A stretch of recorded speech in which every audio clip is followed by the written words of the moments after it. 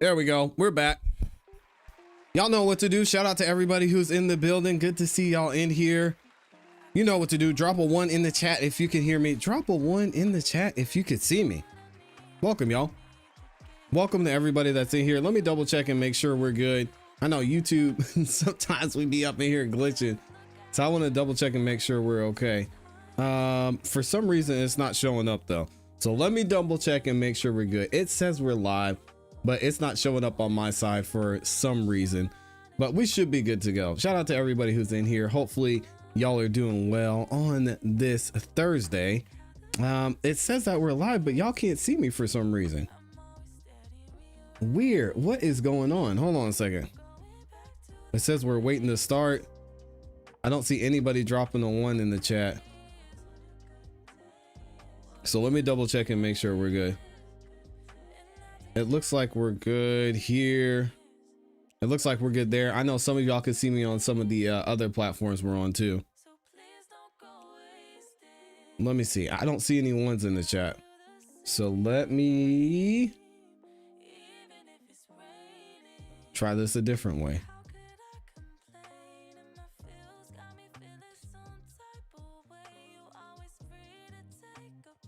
Let me see. Auto start should be good. I think we might be good now. All right, let me see. Are we good? Can y'all see me? Are we in here? I think we might be good now. Oh yeah, there we go. YouTube, man, I swear, they always testing me. They want to know if I'm a real one or not. Hey, and we're always going to figure it out. Shout out to the gang. Welcome back to another YouTube live stream. I appreciate everybody that's in here. You know what to do. Excuse me. Drop a 1 in the chat if you can hear me. Drop a 1 in the chat if you can see me. We're going to get into it. We got a great show for y'all today. We're going to talk about some sad news. What's going on with Savannah Guthrie's mom, Nancy Guthrie. Got some updates on the investigation. We're going to hear the tragic, I mean, hard to listen to plead from her family for her to be returned, trying to find out more information on what they could do to possibly get their mom back. And then, of course, we're going to talk about what's been going on here in Fulton County. It looks like the Georgia Senate is actually backing up what's going on with this FBI raid and is basically saying what we've been saying this whole time. Hey, Fulton County, there's no issues. Y'all just let them look at this information so they can figure out what's going on. So it's going to be interesting to see what's happening there. Talk more about this. Of course, we are going to get into a press conference later on this afternoon as well. We're going to hear exactly from Sheriff Nanos on what's going on during this investigation and why they actually had to go back to the house to find out what was happening with the disappearance of Nancy Guthrie. So before we get into it, I gotta say what's up to the people though. Shout out to everybody who makes this show the amazing place that it is. I see y'all in here. Of course, you know what time it is. My awesome, amazing, beautiful Amy E is in here as well. Shout out to Amy for doing what she does. That's be amazing. Taco Tuesday is in the building. A Fitz is in here. We got Virginia Wiley is back at it as well, reminding us to make it a great day on purpose. Absolutely. Every single day that we can. Now, I will ask you guys for a favor. The one thing I ask on this show, every single show that I do, is that you like the video on your way in. Likes are free. It helps the channel continue to grow. It takes less than a second to do, and it lets the YouTube algorithm know that you guys are enjoying the show, shares the video, the channel, and this live stream that you are watching right now with more people. So thank you to the nearly 600 of you that have liked the video already, because y'all know we're gonna have a great time up in here. Thank you for doing that. If you're feeling extra generous, you can share the video as well. Click the share button. You can share it to any social media platform you're on, and you can also share it via text message as well. And if you're feeling extra super generous, you can send in super chats. We will be reading super chats as we go throughout the show. So thank you to everyone who goes the extra mile and sends in the super chat as well. Y'all are appreciated. And thank you for helping keep the lights on here on the show as well. All right, we're going to go ahead and get right into our topics because that press conference for Nancy Guthrie is going to start around 1 p.m. Eastern Standard Time.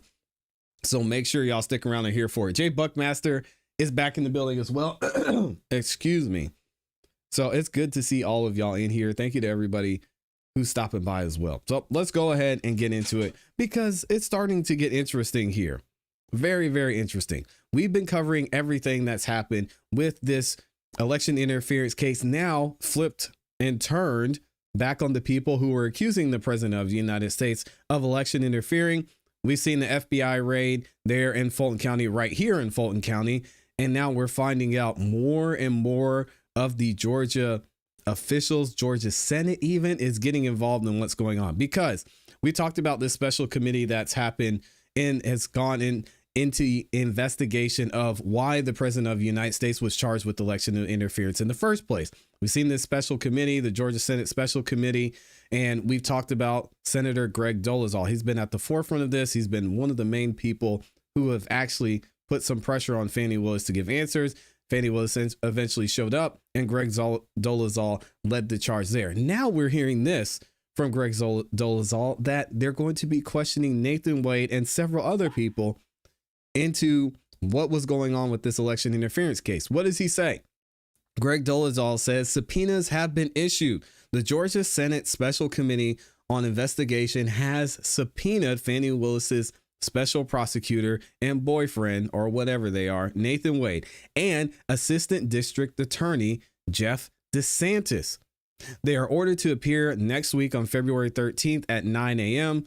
Georgians deserve answers about how Fani Willis ran a politicized prosecution funded by taxpayers and riddled with conflicts. Can we ask her about YSL, by the way?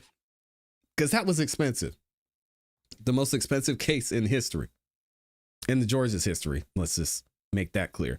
So not only are we hearing this, but we do have some breaking news here, and shout out to News 2 right here in Atlanta for covering this, because this is all coming full circle. And we talked about this as soon and even before the case Fani Willis brought was dismissed. We talked about this. Everybody is going to have to answer for what happened during this election interference case, and specifically the 2020 election. And it looks like the state Senate here in Georgia is behind it and wants to get this over with, because the man who President Donald Trump, at the time former President Donald Trump, called and said, y'all need to figure out where these votes are because we should have won Georgia.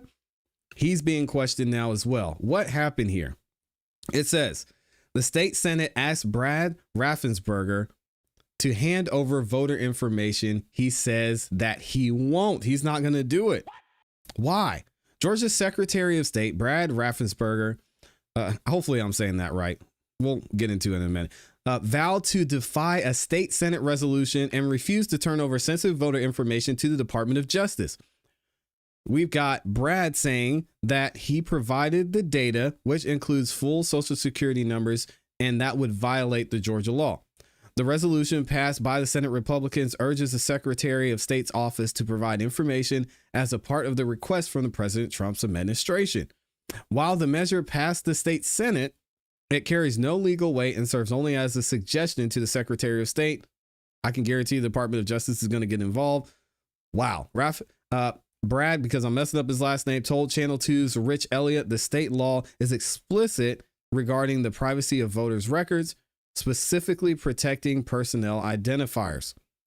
That this office will not violate state law, and state law is very clear that we are not allowed to turn over voters' complete Social Security number, day, month, year of birth, and that's what Brad said. State Senator Randy Robertson of Columbus argued that the law supports the sharing of such information with government entities, which would make sense because they've got the information anyway. He noted that the federal government already possesses much of the data requested by the Department of Justice. They are trying to just put the pieces together. I think reading over Georgia law, it does encourage that this information is shared with other states, other territories within the United States, and other federal agencies.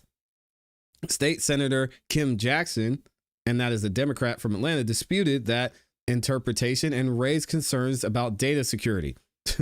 We've got our own data security concerns here in Fulton County, but hey, got to be careful with handing over data to the federal government. Whatever. The Georgia law prevents this type of data from being passed or handed over to the Department of Justice or any agency, quite frankly, that cannot guarantee the safety of that data. Okay. Jackson said that. And also, Brad criticized the Senate for passing a resolution that he believes encourages his office to disregard existing statutes. For them to introduce and want to pass a resolution for us to violate the law, he said, they are supposed to be lawmakers, not lawbreakers. A lawsuit filed by the Department of Justice last month demanding Georgia turn over the voter data remains pending. The federal government has insisted It has a right to the information to ensure states maintain power or proper voter registration lists. Let's check this out from News 2. The Secretary of State vows to defy a state Senate resolution and refuse to turn over voter information to the Trump administration, saying doing so would violate state law. Channel 2's Richard Elliott live now at the state capitol, where Senate Republicans, Richard, passed a resolution urging him to do that. Yeah, Senate Republicans passed that resolution urging Brad Raffensperger to turn over voter data, including social security numbers. Now, Raffensperger insists doing that would violate state law. He says he won't do it. Georgia Secretary of State Brad Raffensperger insists turning over voter data to the Department of Justice is against the law. That this office will not violate state law. And state law is very clear that we are not allowed to turn over the voters' complete social security number, day, month, year, so of your birth. An hour later, the Senate. So again, just to be clear, if you're wondering who Brad is or where this guy came from, this is who the president of the United States called during the 2020 election and said, hey, we're missing votes. Y'all need to find these votes. And was one of the main reasons this entire election interference case started. Passed a resolution urging Raffensperger to turn over that voter data that includes social security numbers. Just last month, the Trump administration filed a lawsuit demanding Georgia turn over that data, insisting the federal government has a right to it to ensure states have proper voter registration and voting lists.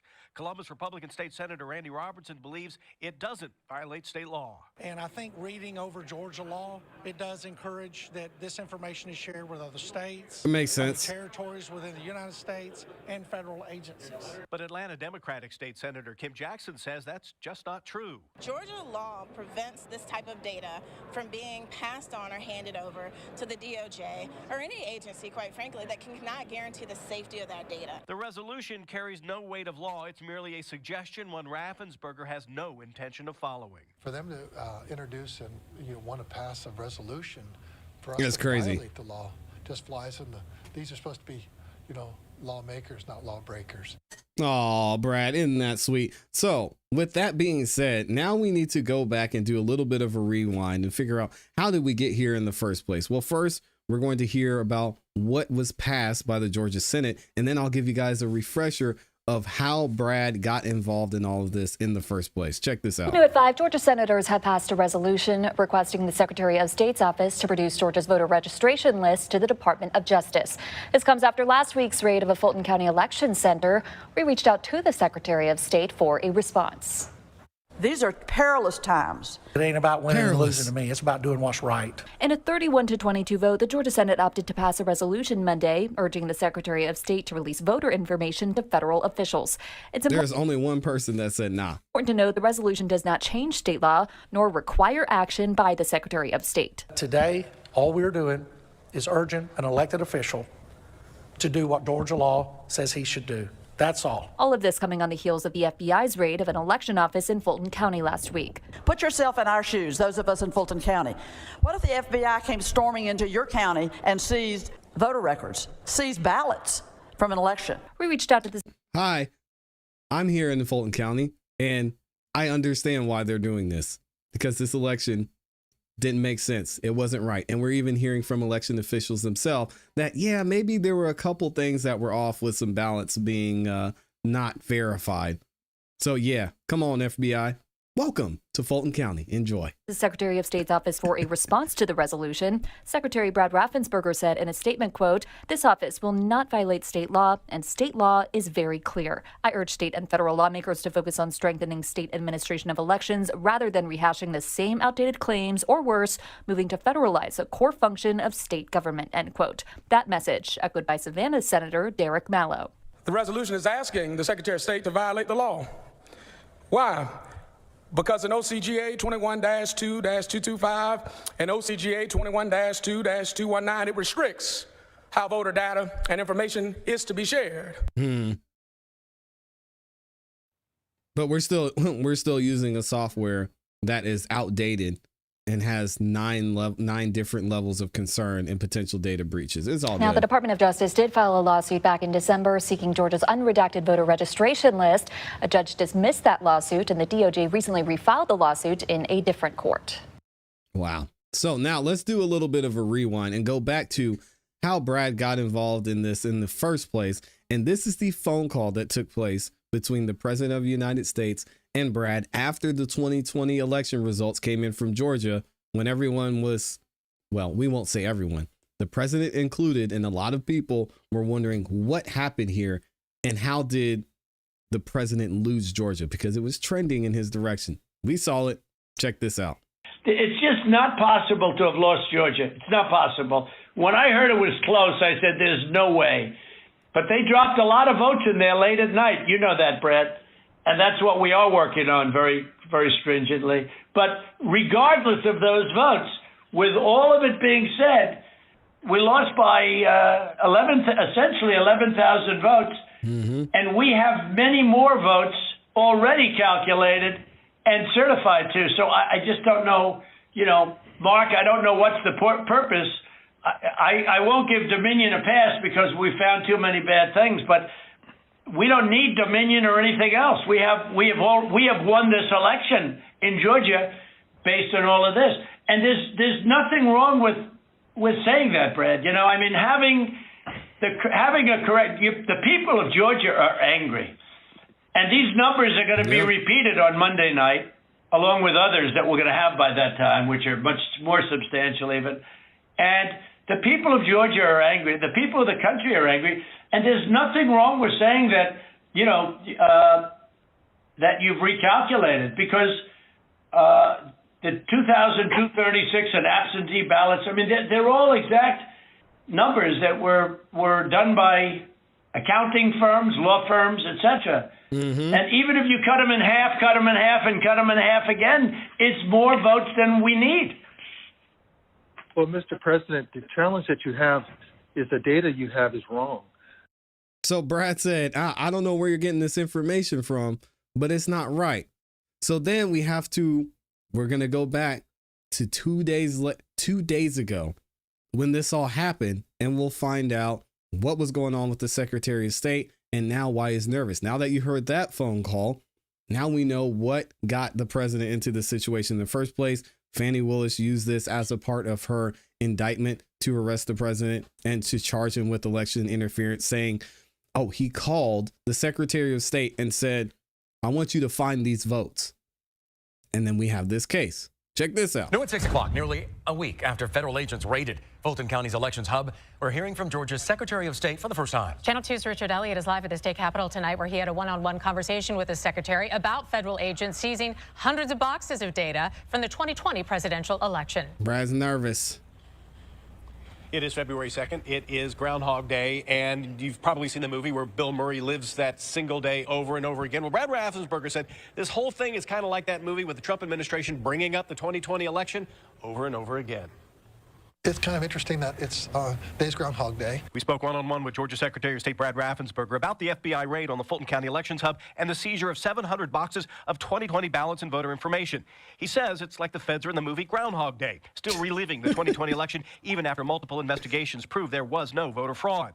He also says he has no idea what the feds are looking for or why. We probably know as much as he do, knows, because the search warrant that was issued is sealed, and so no details were provided to us or to the press or to Fulton County. Atlanta Democratic lawmaker Tanya Miller condemned the raid, accusing the Trump administration of trying to influence the 2026 midterms.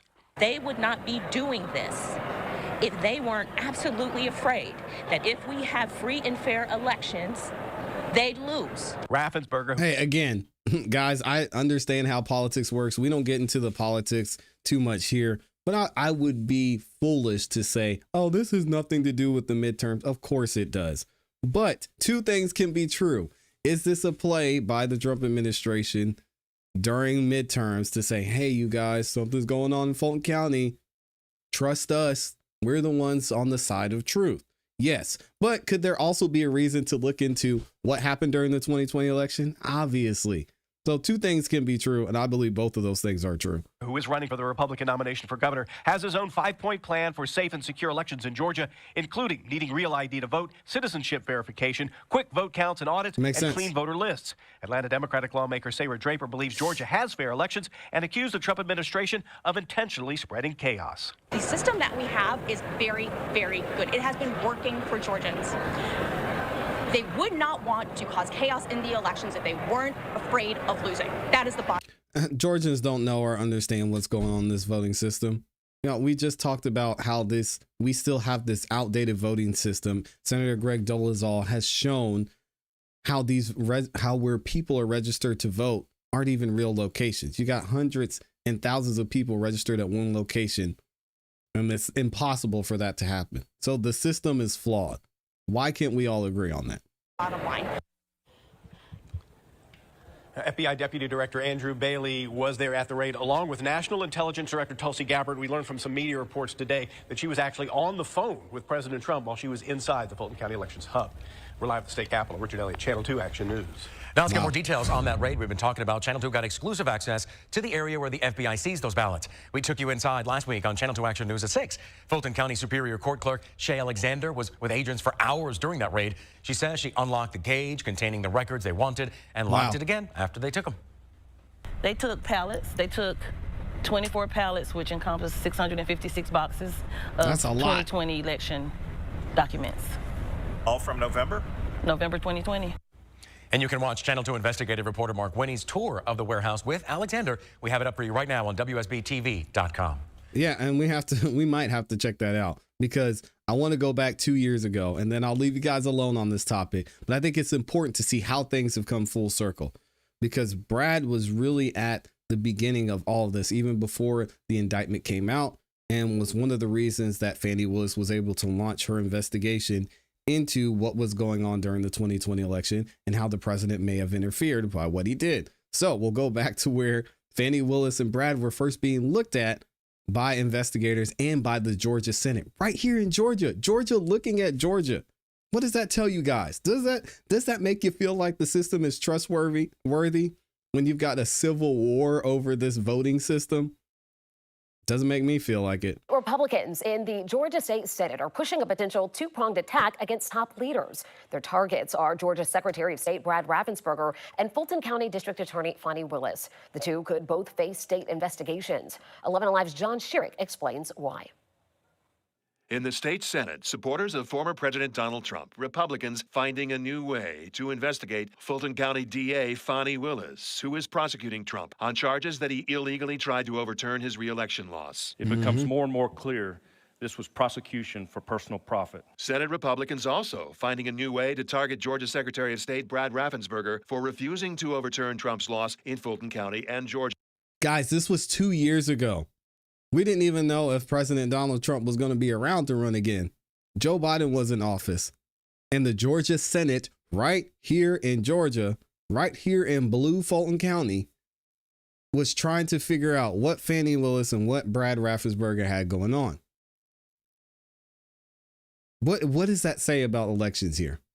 Georgia back then. The bill would authorize the state election board to investigate Raffensperger. This will enhance the confidence that Georgians have in their elections. All of this is still the fallout from the 2020 election. Emory University political science professor Dr. Andra Gillespie says that Willis and Raffensperger are easy targets for the Republicans who control the legislature as they run for re-election this year. If you believe that the results of the 2020 election were rigged, you have to go after the Secretary of State who, in your view, didn't do his job. And you're certainly going to defend the president in a case that you think is actually being levied by a zealous prosecutor with skeletons in her closet. Willis is not commenting. Raffensperger's office says lawmakers should be focused on strengthening election security, but instead, some are choosing to play footsie with election denialism and continue to attack Secretary Raffensperger because he was the Republican with the largest margin of victory last election. That bill now goes to the House for more debate. As for Willis, the Senate could begin investigating her immediately. In Atlanta, it's so crazy that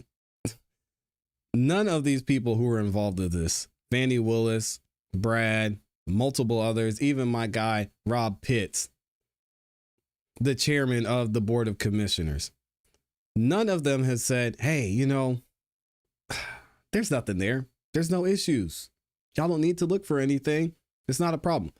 What we've heard and the theme we've heard is, hey, you guys are just mad. You need to let this go. Forget about the 2020 election. To me, again, that makes it seem like we need to look even deeper into this, because instead of trying to say this is an attack on democracy and you guys should be worried about your votes because of what they're doing, it really makes me think that there's something here. So again, we're going to keep covering it and we're going to keep reporting on it. Y'all let me know what you think about this in the comments in the chat, because boy, Fulton County, they are shaking right now. They're scared. Fani Willis is strangely quiet, by the way, on this. Haven't heard a lot of people talk about that. We'll have to wait and see if she speaks out once some people start going to jail. If that happens, let me know what y'all think. Shout out to the game, man. We got 6,000, nearly 7,000 of y'all in the building. And look at my guy, Mr. Brown. Just dropped the 50 bomb. Wow. That is amazing. Thank you, Mr. Brown, for the love. This guy, hey, he's been through it. We were worried last year. We didn't know if Mr. Brown was still going to be with us. He was dealing with some crazy health issues, but this man continued to show up right before he was going into surgery, was in the chat showing love, and he's still doing that same thing today. Thank you for the love, Mr. Brown. I appreciate you dropping the 50 bomb. You did not have to do it, but I appreciate you. And he didn't even leave a comment. He did say something in the chat, though. He said, I'm a family member for life in the CEB gang. Thank you, my friend. Thank you, thank you, thank you. Wow, shout out to Mr. Brown. That's some major love right there. Explain how it has something to do with midterms. We want a fair election in Georgia. It will never happen in Fulton County. Listen, it's all about, with politics, it's all about optics. And if you have one side saying, hey, we're looking into what the other side was doing because of this reason, this reason, this reason. You guys see the other side. They took an L. This whole case they brought up against side A, it was dismissed. It said it was flawed. Now we need to look at side B, guys. You guys should be worried about side B. Vote for side A, because we're the ones that are going to take care of you. We're focused on truth. So again, it's all about optics. It's all about narrative. It's all about power plays and popularity points. And that's exactly how it's going to affect the midterm. So if you can get your trustworthiness up during the midterms, and Georgia is already, well, we won't say Georgia. I mean, Fulton County is already looking like it's on shaky ground when it comes to the right versus the left. This could have a major effect, I believe. Let bygones be bygones. Nah. What? You just want us to forget about it? It's disappointing. It's really disappointing to see that this is the narrative that they're trying to paint, because we're not going to forget. We know what happened. We saw it. What is Fani guilty of? She became involved post-election. When it comes to, well, okay. I don't want to get into that because that's going to be a whole nother topic. And we've talked about it on several other shows. When it comes to Fani's involvement in the election, I don't think she had anything to do with the election per se, but she brought this whole case and this whole indictment as a result of what the president was communicating with the Secretary of State about the election.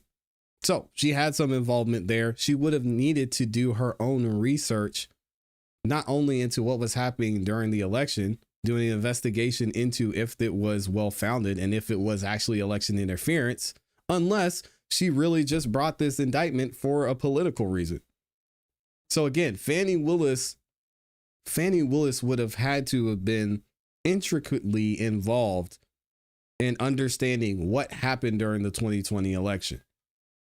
You don't just bring an indictment against a former president for election interference without understanding how he interfered with the election. So again, there's a lot there, and I'm surprised with Fani Willis being as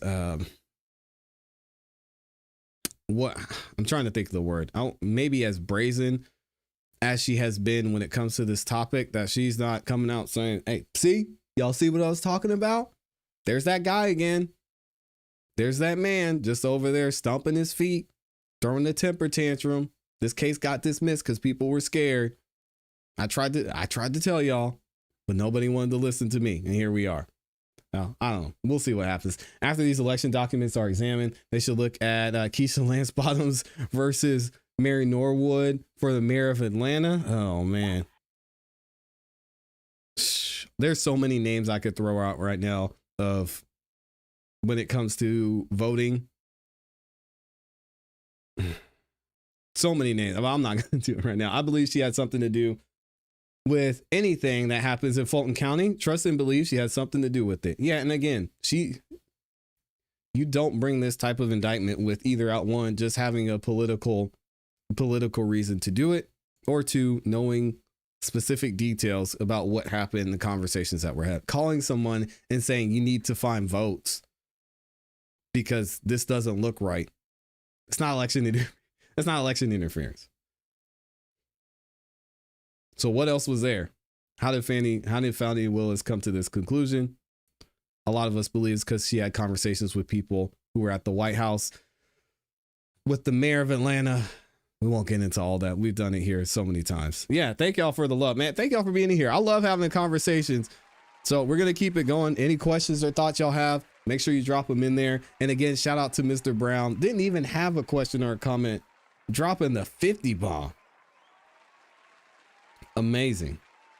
Thank you for the love, my friend. Let's go ahead and get into our next topic, because we got a lot to get to. And again, we've got a press conference coming up. I'm going to keep an eye on it when it comes to what's going on with Nancy Guthrie and her disappearance, and when it also comes to what happened with Savannah Guthrie and the video that she put out with her family. We're going to talk about it here in a second.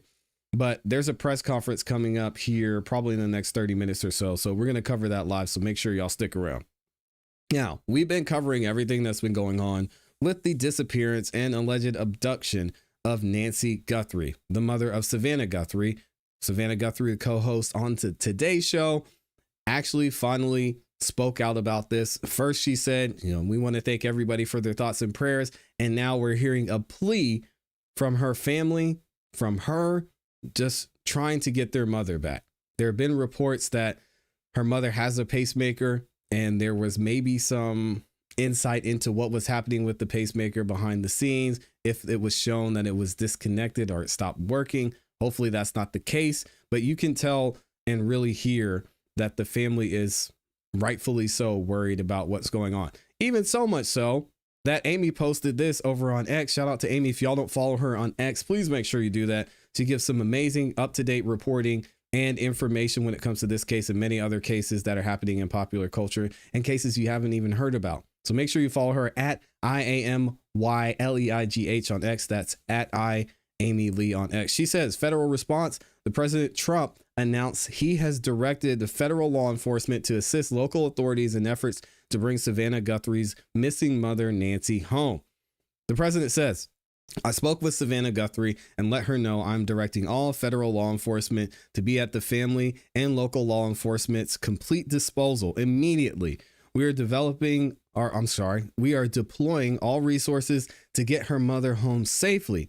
The prayers of our nation are with her and her family. God bless and protect Nancy, President Donald J. Trump. So if you haven't heard this yet, Amy actually posted the video for us over on X as well.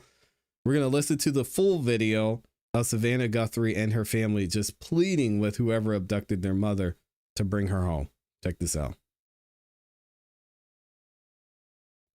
And I know y'all can't hear. Give me 1 second. For her and crowd around her and cover her with kisses. She loves fun and adventure. She is a devoted friend. She is full of kindness and knowledge. Talk to her and you'll see. The light is missing from our lives. Nancy is our mother. We are her children. She is our beacon. She holds fast to joy in all of life's circumstances. She chooses joy day after day. Despite having already passed through great trials of pain and grief, we are always going to be merely human, just normal human people who need our mom. Mama, if you're listening, we need you to come home. We miss you.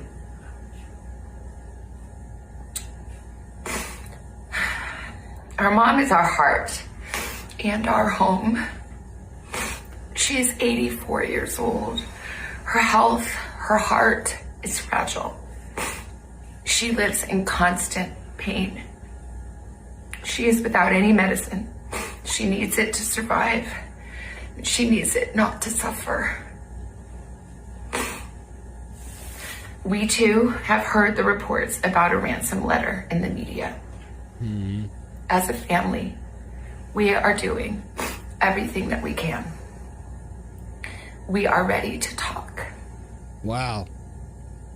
However, we live in a world where voices and images are easily manipulated. We need to know, without a doubt, that she is alive. Yep, that's a and fact. That you have her. We want to hear from you, and we are ready to listen. Please reach out to us. Mommy, if you are hearing this, you are a strong woman. You are God's precious daughter, Nancy. We believe and know that even in this valley, He is with you. Amen. Everyone is looking for you, Mommy, everywhere. We will not rest. Your children will not rest until we are together again. We speak to you every moment, and we pray without ceasing, and we rejoice in advance for the day that we hold you in our arms again. We love you, Mom. Love you, Mom. We love you, Mom. Stay strong. We love you, Mom. We love you. Tragic, man. I cannot imagine the pain and the fear these people are feeling, especially considering that there's information and allegedly they found and are monitoring her pacemaker, as a lot of pacemakers are. And it seems like maybe it's been disconnected. The signal's been blocked, something.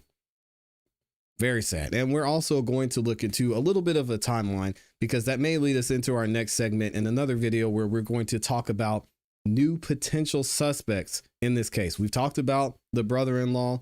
We talked about him maybe being a suspect here.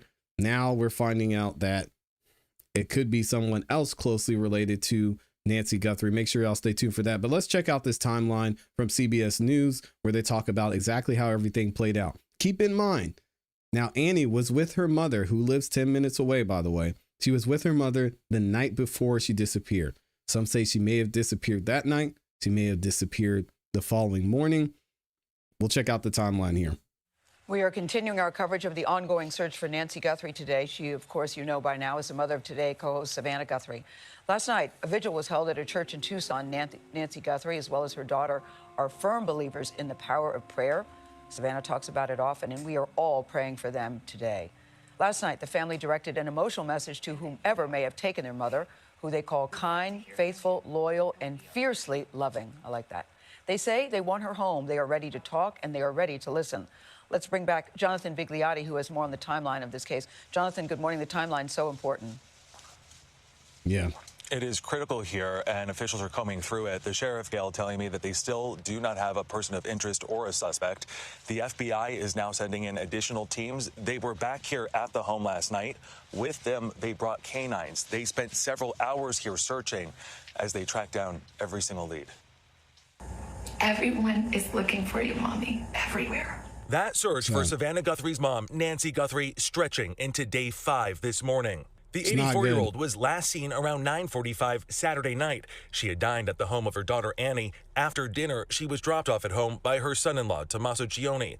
Police say he waited until Guthrie was inside before driving off. Again, she was dropped off by the son-in-law. This is tough, and this is why it's looking like he's the main suspect. Tommaso Cioni. Police say he waited until Guthrie was inside before driving off. The next morning, a friend called Guthrie's family, telling them she had not shown up for church. They notified the sheriff's department around noon that day. Once police arrived at the home, they determined Nancy Guthrie was missing under, quote, concerning circumstances. Dispatch audio also revealed Guthrie has limited mobility and relies on daily medication for her health. Nancy, a white female, 84 years of age. Nancy has high blood pressure, pacemaker, and cardiac issues. That prompted an urgent search for Guthrie here Sunday night. The next day, the Pima County Sheriff told CBS News he believed Guthrie was abducted in the middle of the night. And they found blood from there. She didn't go willingly. With no leads by Tuesday, investigators offered a reward to those with information about Guthrie's disappearance. That day, authorities say they were analyzing an apparent ransom note with details about what the 84-year-old was wearing the night of the crime and what appeared to be drops of blood outside the front door. A law enforcement source told CBS News some was also found inside the house. But authorities say surveillance video from the home has led nowhere and still no suspect. Nothing has come up that says, here he is, here's your bad guy. Now, authorities continue to ask for the public's help. Chief of Detectives for the Pima County Attorney's Office, Fabian Pacheco, oversees one of the tip lines. It only takes one tip, just one to break the case open, to offer that lead that we so desperately need in this case. Yeah, they're not finding anything. And Pacheco tells me only about 10% of leads carry any value. Meanwhile, we still don't have any sense of a possible motive in this case, Adriana. Thank you, Jonathan. Joining us now is Anna Schechter, the senior coordinating producer for our Crime and Public Safety Unit. Anna, thank you so much for joining us. We've all seen this video. It is so heart-wrenching. You, as someone who studies investigations, what stood out to you about what was included in the video or possibly not included? Well, the tone of Savannah's voice. She wanted to appear trustworthy, to say, I'm here to talk. We are here to listen. It was a receptive position. They want to engage the captor. They are desperate to hear back. If, in fact, this ransom note is real, this to me looks like a response to that ransom note trying to engage the captor. You want to establish a rapport with a captor. This is classic FBI tactics in a type of hostage negotiation situation. And I'm sure they got advice from the police before they did this about how they should do it, what they should say, how they should look, how they should appear, to maybe just give them their best shot, especially if they don't have any contact information from the people who allegedly abducted her other than this so-called number for this Bitcoin addresser, this Bitcoin wallet address that they're supposed to send money to, which even then could be a scam. Scary, man. And why now? You know, we're now in day 5, which is still extraordinary to me that we're still day 5, no closer, it seems, to a resolution in this case. Why do they put it out now? And clearly, you said they're working with the FBI and putting out a note of this Absolutely. kind. The FBI would have vetted that and been in on the timing. We're 5 days in. This could be a Hail Mary pass because they haven't established a line of communication. So at this point, they don't have anything to lose. This is a desperate plea to establish communication with the captors. So if the captors do respond, what does the negotiation look like? What happens there? Well, you have FBI specialists who are experts in creating a rapport with a criminal like a captor. Sympathizing with them, establishing a relationship. The ultimate end goal would to have that person turn themselves in and release Nancy. It has to be. Yeah, someone made a great point in the comments. Is that why would the FBI say on national TV that was an FBI tactic? Yeah, and now she's giving them the whole playbook, saying, hey, guys, if you're watching this to captors, you probably are. This is a tactic. So just so you know, this is exactly what they're doing. Yeah, that's kind of tough. It'd be very helpful, though, that everybody is watching this case and everybody's looking for clues. I was very struck that President Trump even called to offer his support in this particular case. All eyes are watching this and praying for it. She's throwing shots at the president. I'm surprised the president cared somebody disappeared. All right, lady.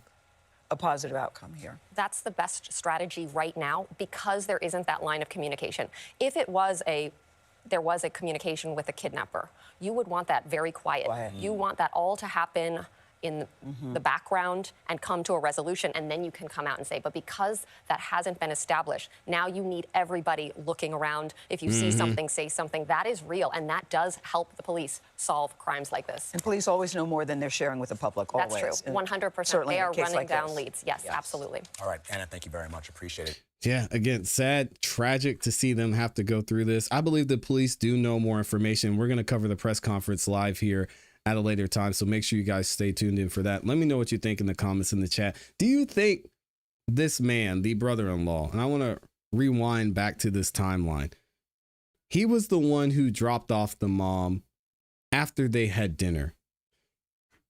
Do you think there's something there? Do you think the son-in-law was involved in some way? Again, I hate to point fingers in this situation because it could be something totally innocent. And there's probably a reason the police are saying, no, this man isn't a suspect. But consequences are, it's tough. Let me know what y'all think in the comments in the chat. Shout out to everybody that's in here. Amy's giving some insight on the pacemaker as well. She says pacemakers are not trackable in the sense of having a GPS locator, but they are highly traceable through medical records, remote monitoring. Yes, and serial number, obviously.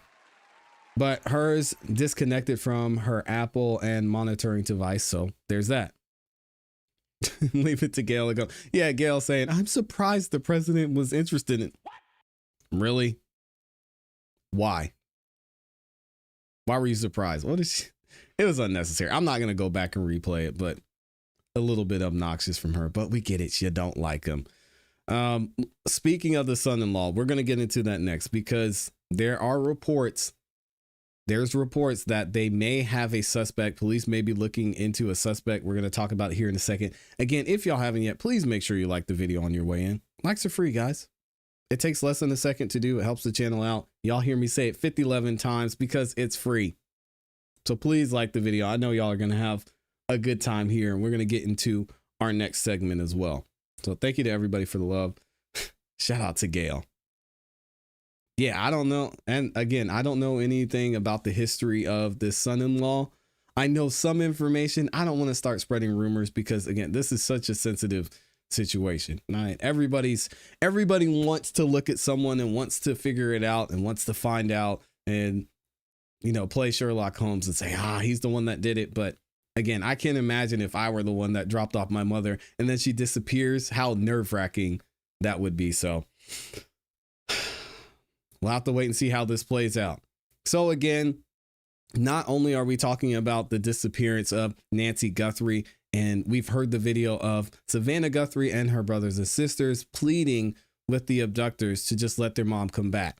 But we're now hearing reports that there may be a suspect in this case.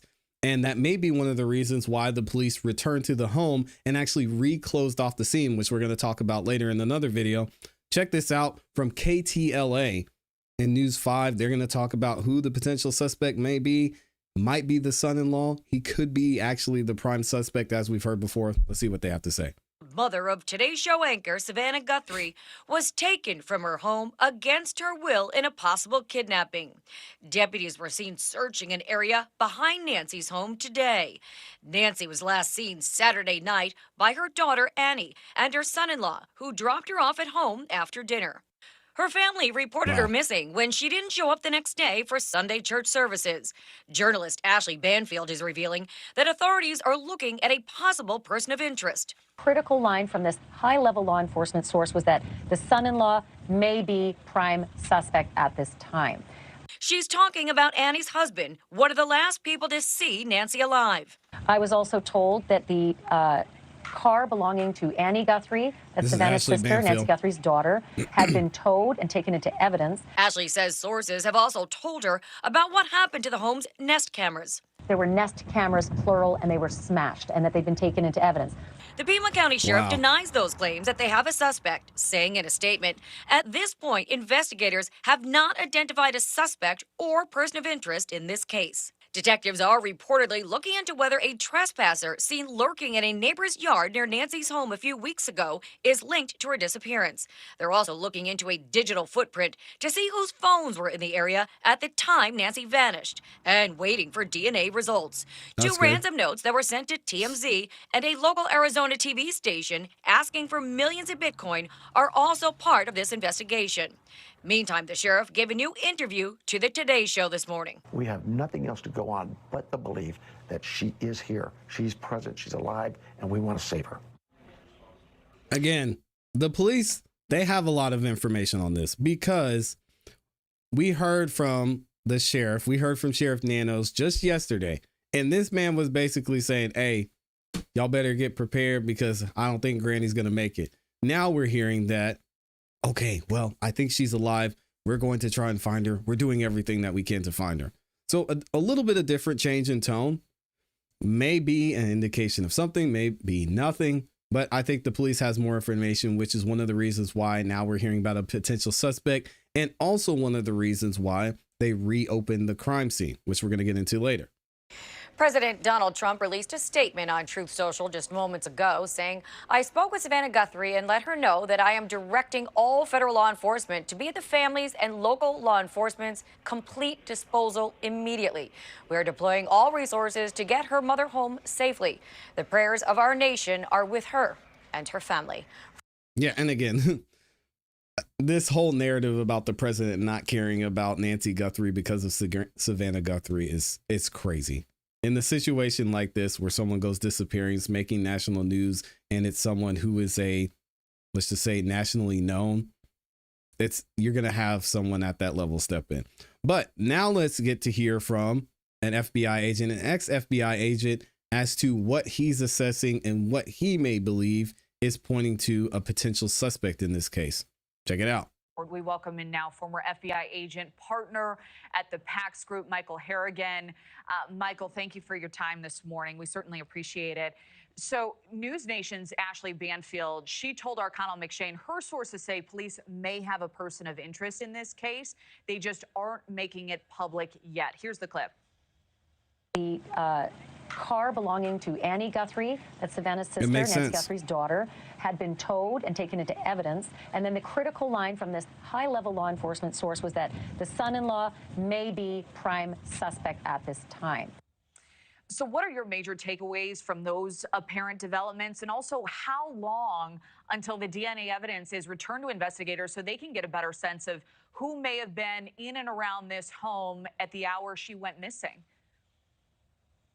Yeah, this is a tough case. And what happens is, as time goes on here, investigators, the forensics start being processed and they start getting results back. And that can be both DNA, other physical evidence, electronic evidence.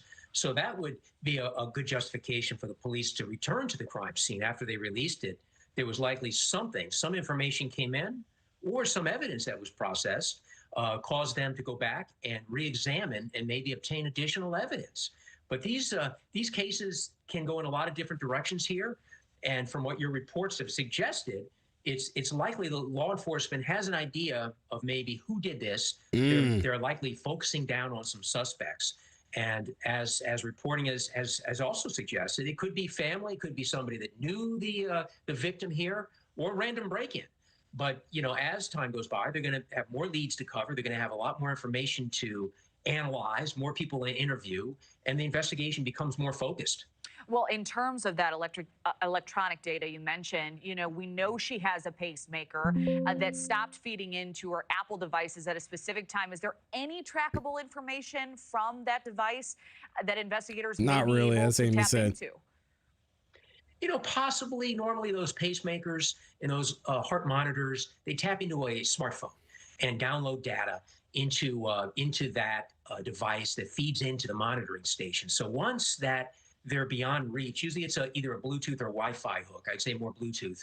A certain distance away, it stops feeding that, or it's not captured by that device. So if nothing else, it should give investigators a good idea when she moved away, when she left the scene, is when that feed to that monitoring device was severed.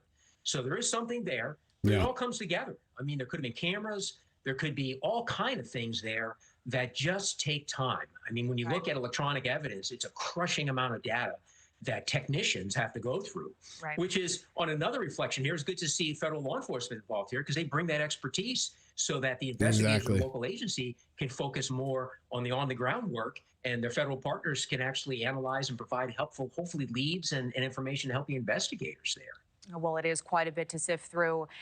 Michael Harrigan, thank you very much for your analysis. Appreciated.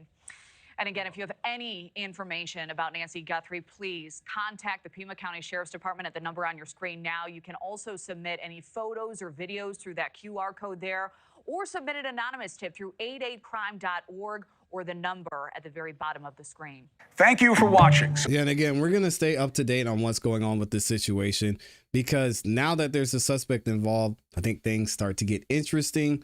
I can't imagine that they were able to find any information unless they were able to get access to the ring cameras, or Nest cameras, as they say. They were all smashed, but usually they have motion detection. If they could see what area they came from, what angle they came from, that could help. What they did while they were in the house.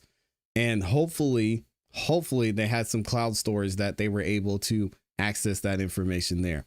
Otherwise, I mean, all the roads are going to paint to the person that last saw her, we'll say, alive. Hopefully she's still alive, but all roads are going to lead to him, point to the son-in-law, unless he just has a crazy alibi. He dropped her off and left right away, which even then, if they're looking at the cell phones that were in the area, it's going to be hard to prove. It's going to be hard to show. So again, let me know what y'all think about this in the comments in the chat. We've got a press conference coming up soon that we're going to get into to hear from Sheriff Nanos to see exactly what's going on with the investigation and why they opened up the crime scene again. So we'll stay tuned for that. And I will definitely keep y'all posted. Thank you, Mr. Brown. I got you. Yeah, the video footage is likely stored off site. Have the police reached out to Nest. I'm sure that's all a part of the investigation. They didn't have anything as of yesterday. Anything they were, well, I say allowed, anything they wanted to release publicly. So they're still looking into that. Should be pretty simple to get access to. But I can't imagine that Savannah Guthrie wouldn't have access to her mother's Nest cameras. Because if she's elderly, if she's living alone, it would be something you would think you'd have there to monitor her, make sure she's okay, make sure nothing happened to her. So I don't know. This is tough. What if the brother-in-law who lived close by, 10 minutes away, had the pacemaker on his phone, but now mainstream media tipped him off to delete the app? Also, wouldn't the family members have Nest alerts on their phone? Yeah, exactly. I mean, you would think they'd be able to see it, or at least have access to seeing, maybe if something was caught by a motion detector, something. Yeah, I got you, Mr. Brown. Thank you to everyone that's in here. Thank y'all for liking the video too. Y'all are showing major love today with the likes. I appreciate it. I won't ask again. The big dog J Money is in here. Good to see you, J Money. And that press conference is actually set to start here in 5 minutes. I had another segment I wanted to get into, and we may just get into that next segment. And let me see.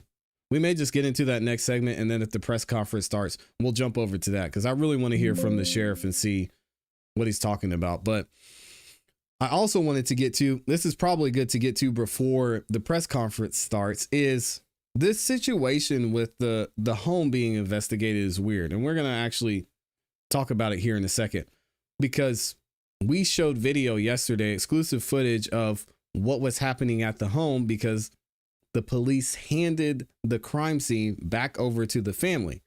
Now, a lot was being said about why they handed it over so quickly. I mean, did they just get all the information that they needed and they were done? It was really just a few days and they said, okay, we're done. We've got everything we need here. She gone. But now they opened the crime scene back up, and it seems like maybe they jumped the gun here in, I guess, letting the family have it back, which is kind of crazy because I don't know. I'm wondering if this could be some type of tactic they use to see if they could catch some of the perpetrators trying to return. I don't know, but we're going to get into it here. Let's talk about it, because even after everything that Savannah Guthrie and Nancy Guthrie is going through and went through, they did an investigation. The police did an investigation at the house. They closed down the scene. That's why we were able to get that video showing the blood droplets at the front porch. We were able to show the Ring camera mount on the door that essentially seemed to show that the Nest camera, was missing. But now police seem to be backtracking, and they're bringing out the K9 units. They're bringing out drones, and they're actually back at the house. The crime scene tape is back up, and they're investigating. We're going to see if we can find out and figure out why. Also going to show some exclusive footage from the investigation that's taking place at the scene. Check this out. Monica Garcia mentioned there was some new activity going on at the scene of Nancy Guthrie's disappearance. Two Pima County Sheriff's Department vehicles just arrived back at the scene of Nancy Guthrie's home. Let's get right out to News 4 Tucson's Monica Garcia. Monica, what can you tell us? Okay, tonight we are taking you live right now. New developments in the disappearance of Nancy Guthrie. We're seeing renewed law enforcement activity here at the Guthrie home with multiple agencies back out here on the scene. Over the past several hours, Border Patrol agents, the Pima County Sheriff's Department, and the FBI all have been present, okay? They've all been arriving within the last really 30 minutes or so. Crazy. They've pushed us back. They put the crime scene tape right back out, all that yellow tape, and they've been out here in this in the driveway at the home. Investigators have re-entered the backyard, okay? We have not seen them go through the front door yet, although I think they might be going in right now. Now I see about 20 different individuals from all different agencies arriving. They've all pulled up in different SUVs. And we also confirmed that a K9 unit was brought back out in the back, and we've seen the K9 unit come back and forth out of view, and they're in the back area of the house, which looks to be to the right of your screen. So they are out here searching again. Crime scene tape, like I said, just went back up around the property. They've told us to move back, signaling obviously that investigators are once again securing this home as an active crime scene. Remember, 2 days ago, the sheriff said that they already searched the home and that they cleared it. But at this point, it does not appear that's the situation. It's a crime scene once again. Authorities are not talking to us. They have not said anything really just for us to move back. However, the presence of federal agents, these specialized resources suggest that possible new information in this case could be evolving. So that's where we're at with the situation right now. Of course, we're going to keep you posted both on air and online. Sean, back to you. I've never seen anything like this where a crime scene has been shut down and then reopened. So again, why the rush to give this crime scene back to the family? That's the thing that didn't make sense to me in the first place, because if the mother's still missing, wouldn't you want to, maybe as you're getting more information, maybe as you're finding out more information, be able to go back to the crime scene and say, okay, maybe we're seeing something here. If they didn't get the nest video, then it seems like they would want to be able to go back and see if they could find something. Again, very strange. I haven't seen this before. And also, it was mentioned by someone who we've talked about here on the channel. Shout out to Phil Holloway. He said this before, and he actually called it out. And I need to give him his credit on this, because on the day after we found out that Savannah Guthrie was going to be, that Savannah Guthrie's mom's house was going to be open back to them, Phil Holloway said this. He said law enforcement released the crime scene too early. He said this just a couple of days ago. And then, of course, they talked about it on his live stream. If y'all haven't checked it out, make sure y'all do that. And then he said again today, I said this yesterday, the law enforcement released the crime scene to Nancy Guthrie's house too soon, and they may have come to regret that decision, because now this crime scene's a mess. I mean, reporters have been there, investigators have been there. You've got people who have social media platforms. You have people who are on YouTube who have been there and made their own videos. It's terrible. And it says, today, deputies were seen back at Guthrie's home on Wednesday, putting up yellow crime scene tape. The K9s were also brought to the home, which doesn't make sense. And then you even have, this is a video, an exclusive video that was taken by drone of agents actually investigating and looking into the home. This is wild that somebody's just around the corner flying a drone and watching their investigation. Check this out. This is crazy.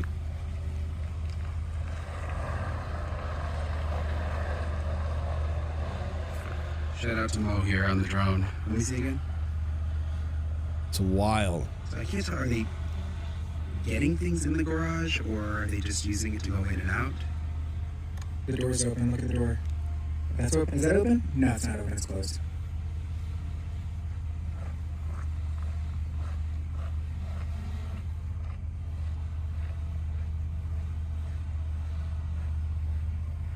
Glove, yeah.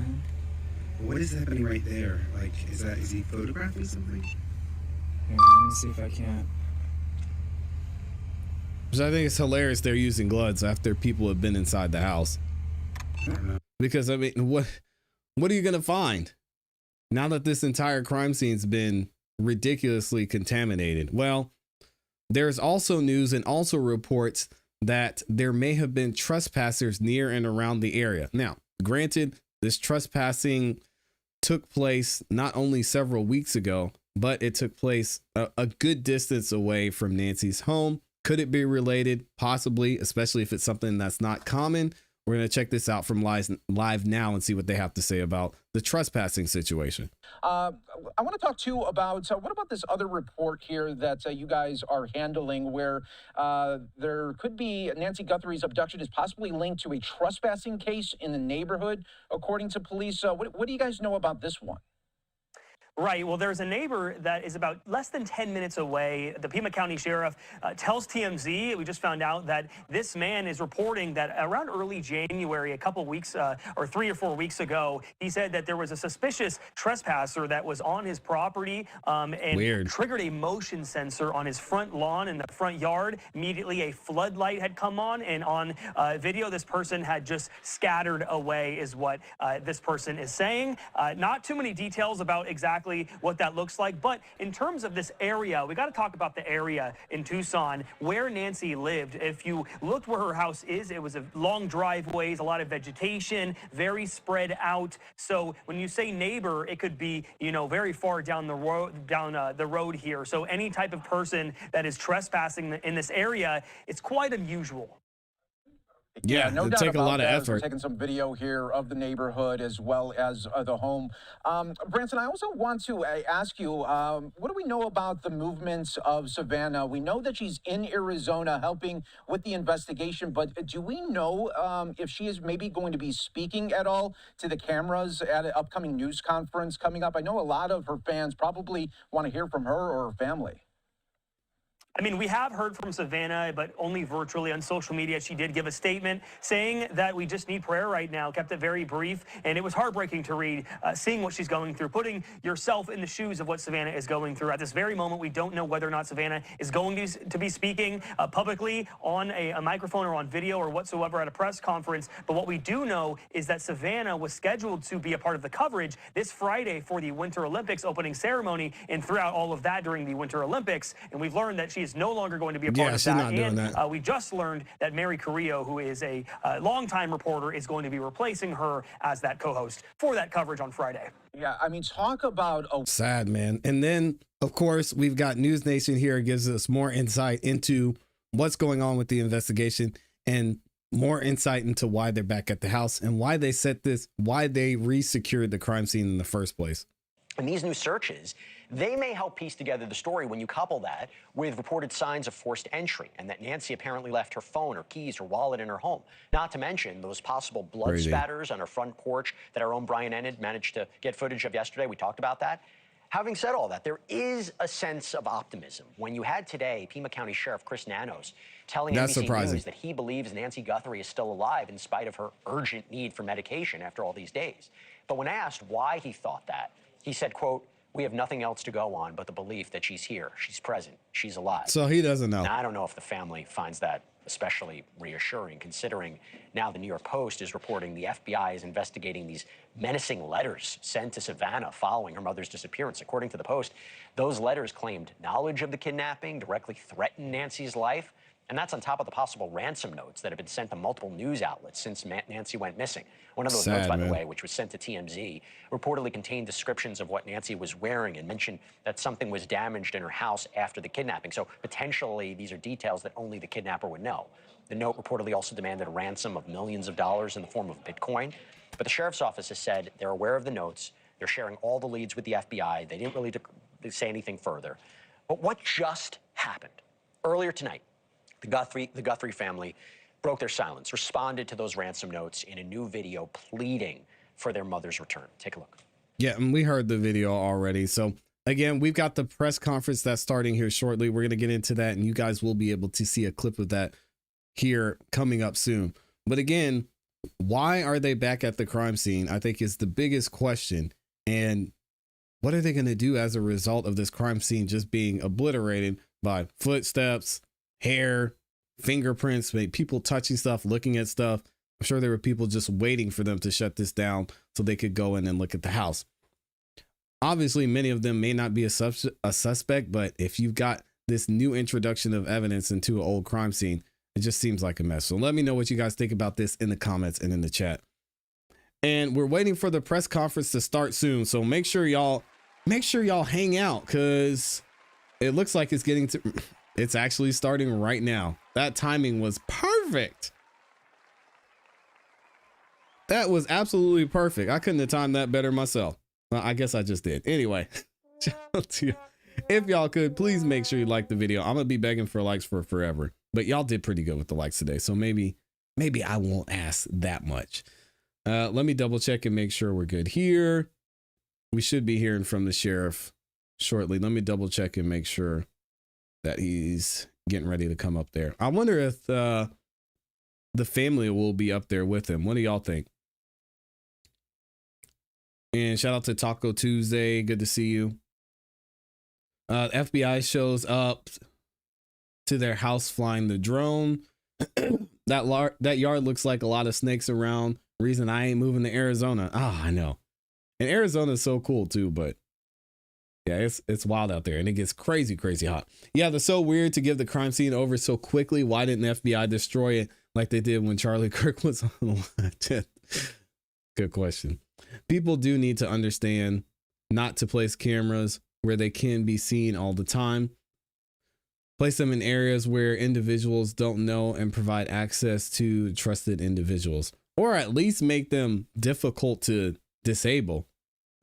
Give time for the motion sensors to get them, like put them up high somewhere.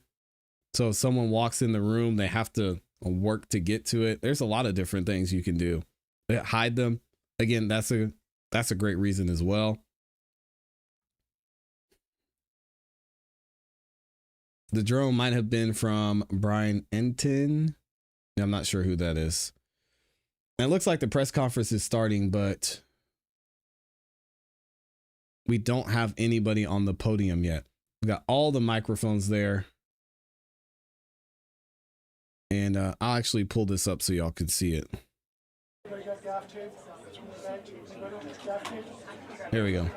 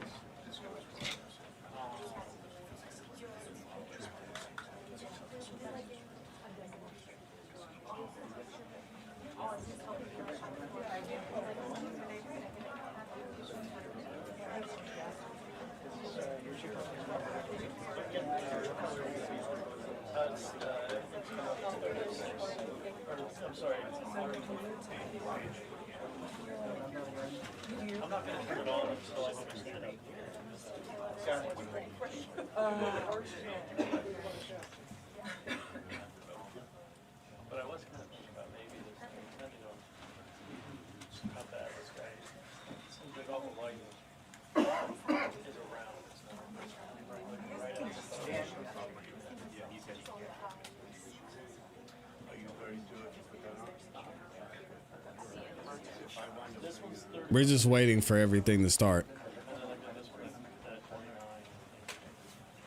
Brian Enton investigates on YouTube. I haven't heard of him.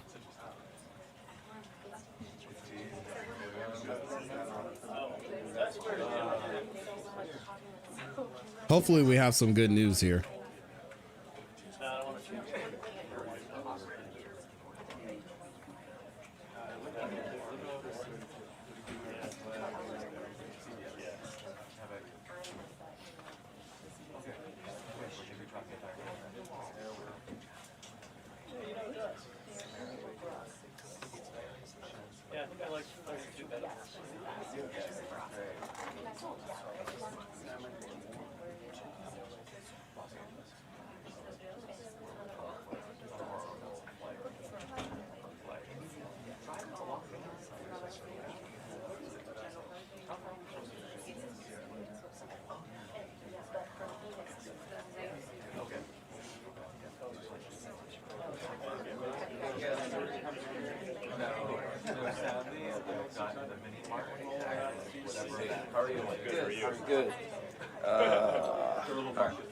Patiently waiting. I don't want to take.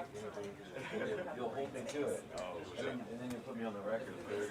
I mean, if it's off the record, totally off the record. Okay. Everything's off the record?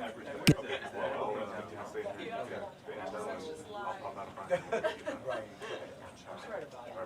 Yes. Do we have any idea who might be speaking besides Sheriff? I'm about to tell you right now. Thank you. Yeah, no problem. Maybe I'm not thinking, but I... Sheriff.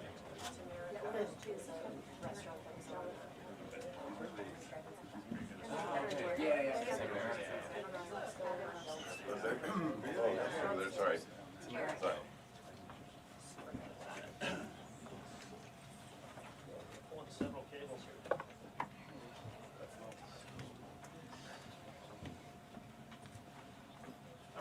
Of course, they're not going to start on time. So those are the two folks talking today. And it's Yankee for... Okay, so she said the press conference is going to begin in 5 minutes. So with that being said, then let's just... I wanted to play this other video for you guys. I'm actually going to bring... I'll move this over here. And while we're waiting on that, we won't just sit there listening to chatter and people testing their mics. We'll actually play this next video because we talked about everything that was going on with the pacemaker, specifically for Nancy Guthrie and how that could play into the investigation. There's more information about the pacemaker that just came out this morning and how potentially that could play into finding Nancy Guthrie. Y'all check this out from Fox News. Begin with Alicia Acuna live outside the home where Nancy was taken. Hi, Alicia. Hi, Brian. And as we head into day 5 since Nancy Guthrie was last seen, law enforcement continues to say there is still no credible information to indicate that this was a targeted incident, and they have not yet given details on what led investigators to return to Nancy Guthrie's home late in the day on Wednesday. Federal and local authorities came back to the scene, which they had previously cleared, to cordon it off with police tape while they searched the property once again. I still can't believe that. Agents could be seen tracing the back of the home and also the garage.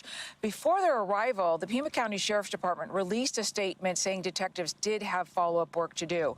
Law enforcement was also seen at Savannah Guthrie's sister Annie's house. The family is believed to be gathered there. It's possible agents assisted the Guthrie children in making that video that they released last night.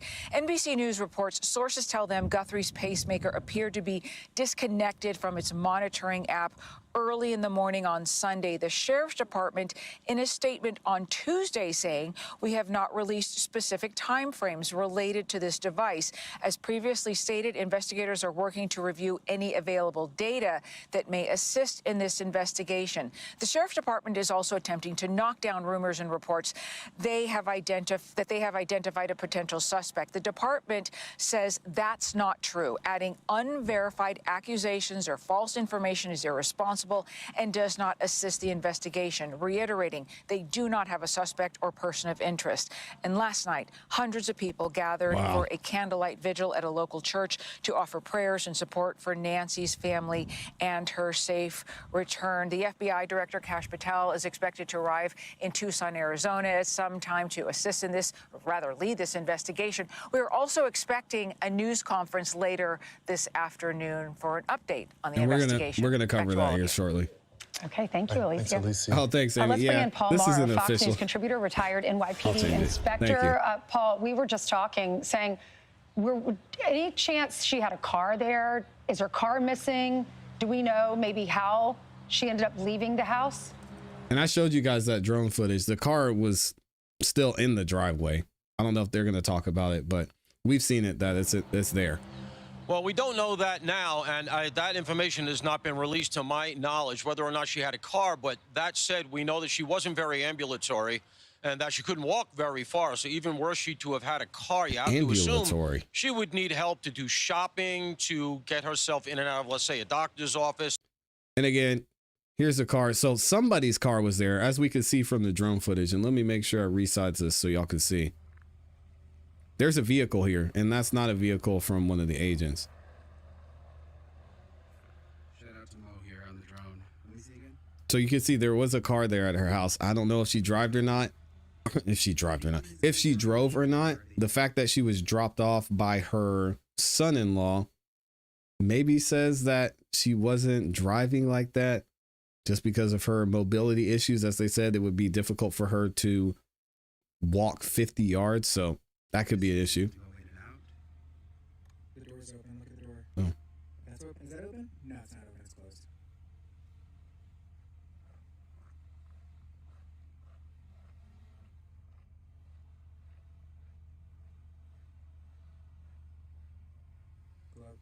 Gloves, yeah. What is happening right there? Like, is he photographing something? Yeah, let me see if I can.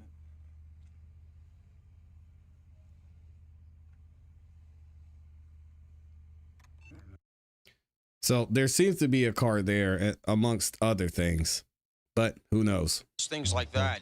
So it does argue that there was probably a good amount of help that she was getting in and out of her house. And that certainly is going to be a pinch point that the detectives are going to be focusing on as they try to figure out who was familiar enough with the house to do what they did, stay out of sight of the cameras, remove the cameras, and potentially, as you say, maybe avoid leaving, let's say, footprints or tire tracks, because almost certainly a car was involved here. And if you can get fresh tracks off of tires, which, you know, this is not New York City where it's all asphalt. You have sort of desert I don't know why dust she's here, living so by to speak. herself. And you could probably get very good tracks. It's crazy. So in that case, you could try to narrow down at least the size of the car. Was it a truck? Because the vehicle, I think, here is going to be a potentially important thing if they can narrow it down. But, Paul, what about the breaking news, though, about them removing the monitoring device, the Pacemaker, from the app? So you got a better timeline now that investigators can work with, because the person that removed the device is probably the person that's responsible for this. But it also tells us that they didn't want her tracked, which means that she may be alive. These people were smart. They knew to do all of that. They knew about how would they know that? Unless he said, oh, I've got a pacemaker. They saw an episode of CSI or something that said, oh, well, we need to make sure it's not linked to her phone. They left her phone. How would they remove it?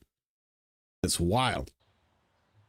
Right. I mean, I would agree with that. And that certainly seems to be first blush. We don't know how much the person knew about her medical condition, etc. But if the reporting is accurate, what it does do is it gives you a really pretty close estimation of when she was removed from the home, leaving the phone there. My understanding is the way it works is the following. The pacemaker emits a low energy signal that connects to either your watch or the phone. And once you are out of range of that, it's not connecting anymore. The pacemaker itself doesn't have the energy to connect, let's say, to a cell tower.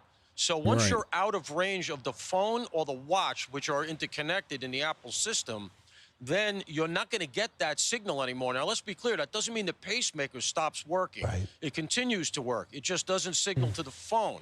And so as a result, you can't track it. So, Paul, if I put you in that press conference today, knowing what you know and with the experience that you have, what question could you ask that would get an answer? Well, the first thing I would ask is, what's the status on the cameras? Because they've already said that it didn't feed, the cameras that she had did not feed up to a cloud. Fair enough, but where did they feed to? Are the cameras themselves missing? I'd also like to know, what is the... Bro, how do you have a Nest camera and it doesn't connect to a cloud? What's the point? That's... of when the cameras were taken. Can they track when the cameras were removed? Does it look like there's weathering after the cameras were removed, which would argue that maybe the cameras were removed a week ago? So who was there a week ago? All right, so let's go ahead and get into this press conference. We've got Sheriff Nanos up here. Is in the building. Let's see what he has to say. We should be... Here we go. All right, let's go ahead and get Sheriff Nanos up here. All right, we've got the press conference. Sheriff Nanos is going to give an update on what's going on with the Nancy Guthrie disappearance / abduction situation, and if they have more information. Hopefully this isn't another, hey, I'm going to let you guys run the press conference. Ask any questions you want. Hopefully he gives us new details about this. We'll see. As many, if not all of you, an opportunity to ask a question. But last time we tried this, it was just kind of chaotic, people yelling. Yes, so exactly. I'd ask that, Don't do that. You just kind of be patient with me, pay attention to the questions asked, because sometimes you guys want to ask the same question twice, and you get the same answer. So help yourself get what you can out of this. I'm going to give you one question and a follow-up, okay? But before we get there, I do have some comments. First of all, I want to begin by offering our condolences to our partners at the state Department of Public Safety's tragically lost 2 members last night in a helicopter crash up in. Oh man, what, bro? Why would he do that? We're up here thinking Nancy's gone. I mean, rest in peace to the ones that were lost in the helicopter crash. That's Sheriff Nanos. Yeah, he needs some more PR training. Good Lord, have mercy. Northern Arizona. So if you would keep them in your prayers, Colonel Glover and his team, I'm sure, would have greatly appreciated it. Come on, brother. Along the same lines, I think you all saw last night, I'm trying to speak up, not yell, because apparently I talk soft. We saw last night the family, you know, they just hurt, understandably so. And so I really want you to know this entire team here, those behind me, and our community are hurting with you. We really just want Mom back, okay? Right now, we believe Nancy is still out there. We want her home. Our department, the Sheriff's Department, along with all of our partners at the FBI, have been working around the clock. And we just want her home and find a way to get to the bottom of all of this, just as you do. But I have other partners out there who have stepped up, and you've probably noticed them in the last few days, if not the last few hours, and you're going to see more of that. Well, I made a decision to contact our PCRIT team, and those of you not local, that's our Pima Regional Critical Incident Team. It's made up of law enforcement officers from this entire valley. Pasquayaki Police Department, Tucson Police Department, Marana Police Department, Oro Valley Police Department, Pima College Police Department, this is Tucson International Police Department, Sarita Police Department. There's so many of them, and they are going to help us tremendously. And that's really done because we have so much in front of us still, and we're hoping that, you know, I know the FBI has committed a very large number of men and women to partner with us, work side by side with us. We go do an interview, they're going to be there with us. We're going to go look at some evidence or process evidence, they're going to be right there with us. We're sharing every piece of information, all the data we can to get this thing solved.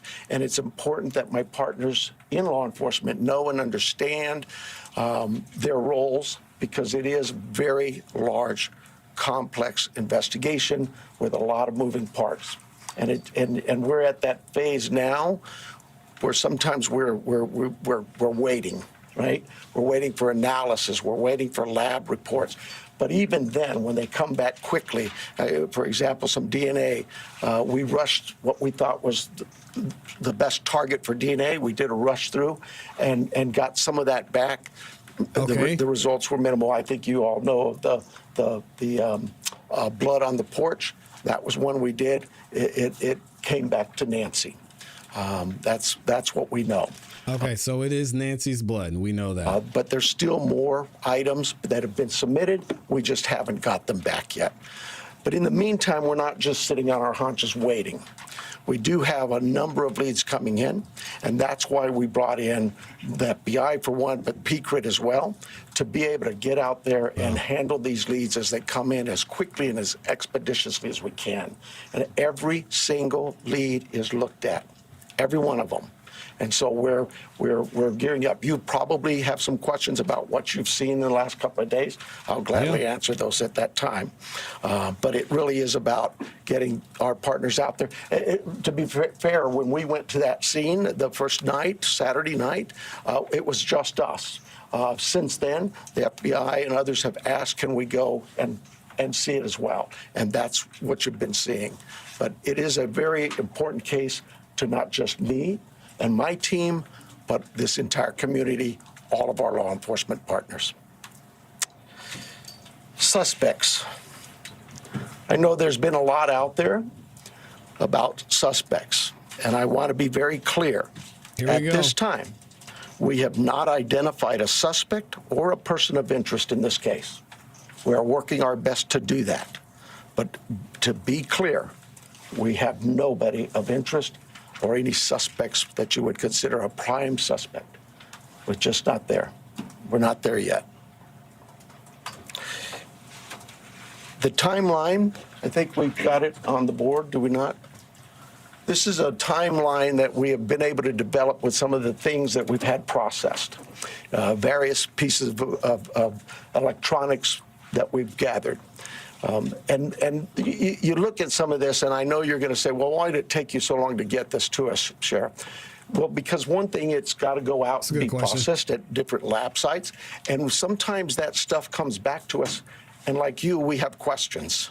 And we say, wait a minute, what is this about? What about this? Could it be that? And so it's sent back, or it's sent somewhere else.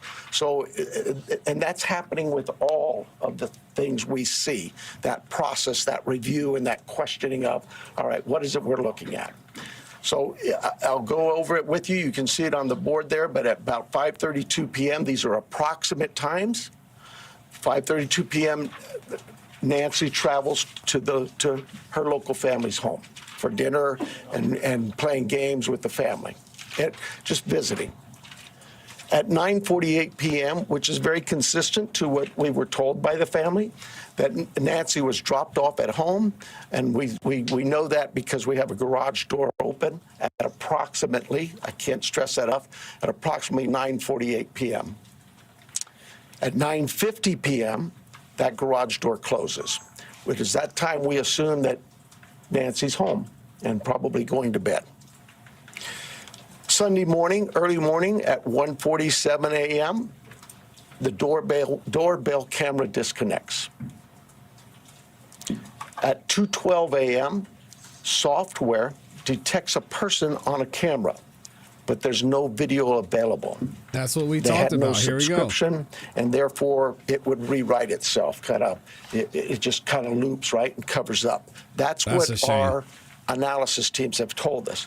We're not done with that. We'll do all we can, but that's what it says. So it detects a person on camera. Could that be an animal? I imagine that's possible. We don't know that. We just have no video, but we're not giving up on that. 2:28, Nancy's Pacemaker app shows that it was a disconnect from the phone.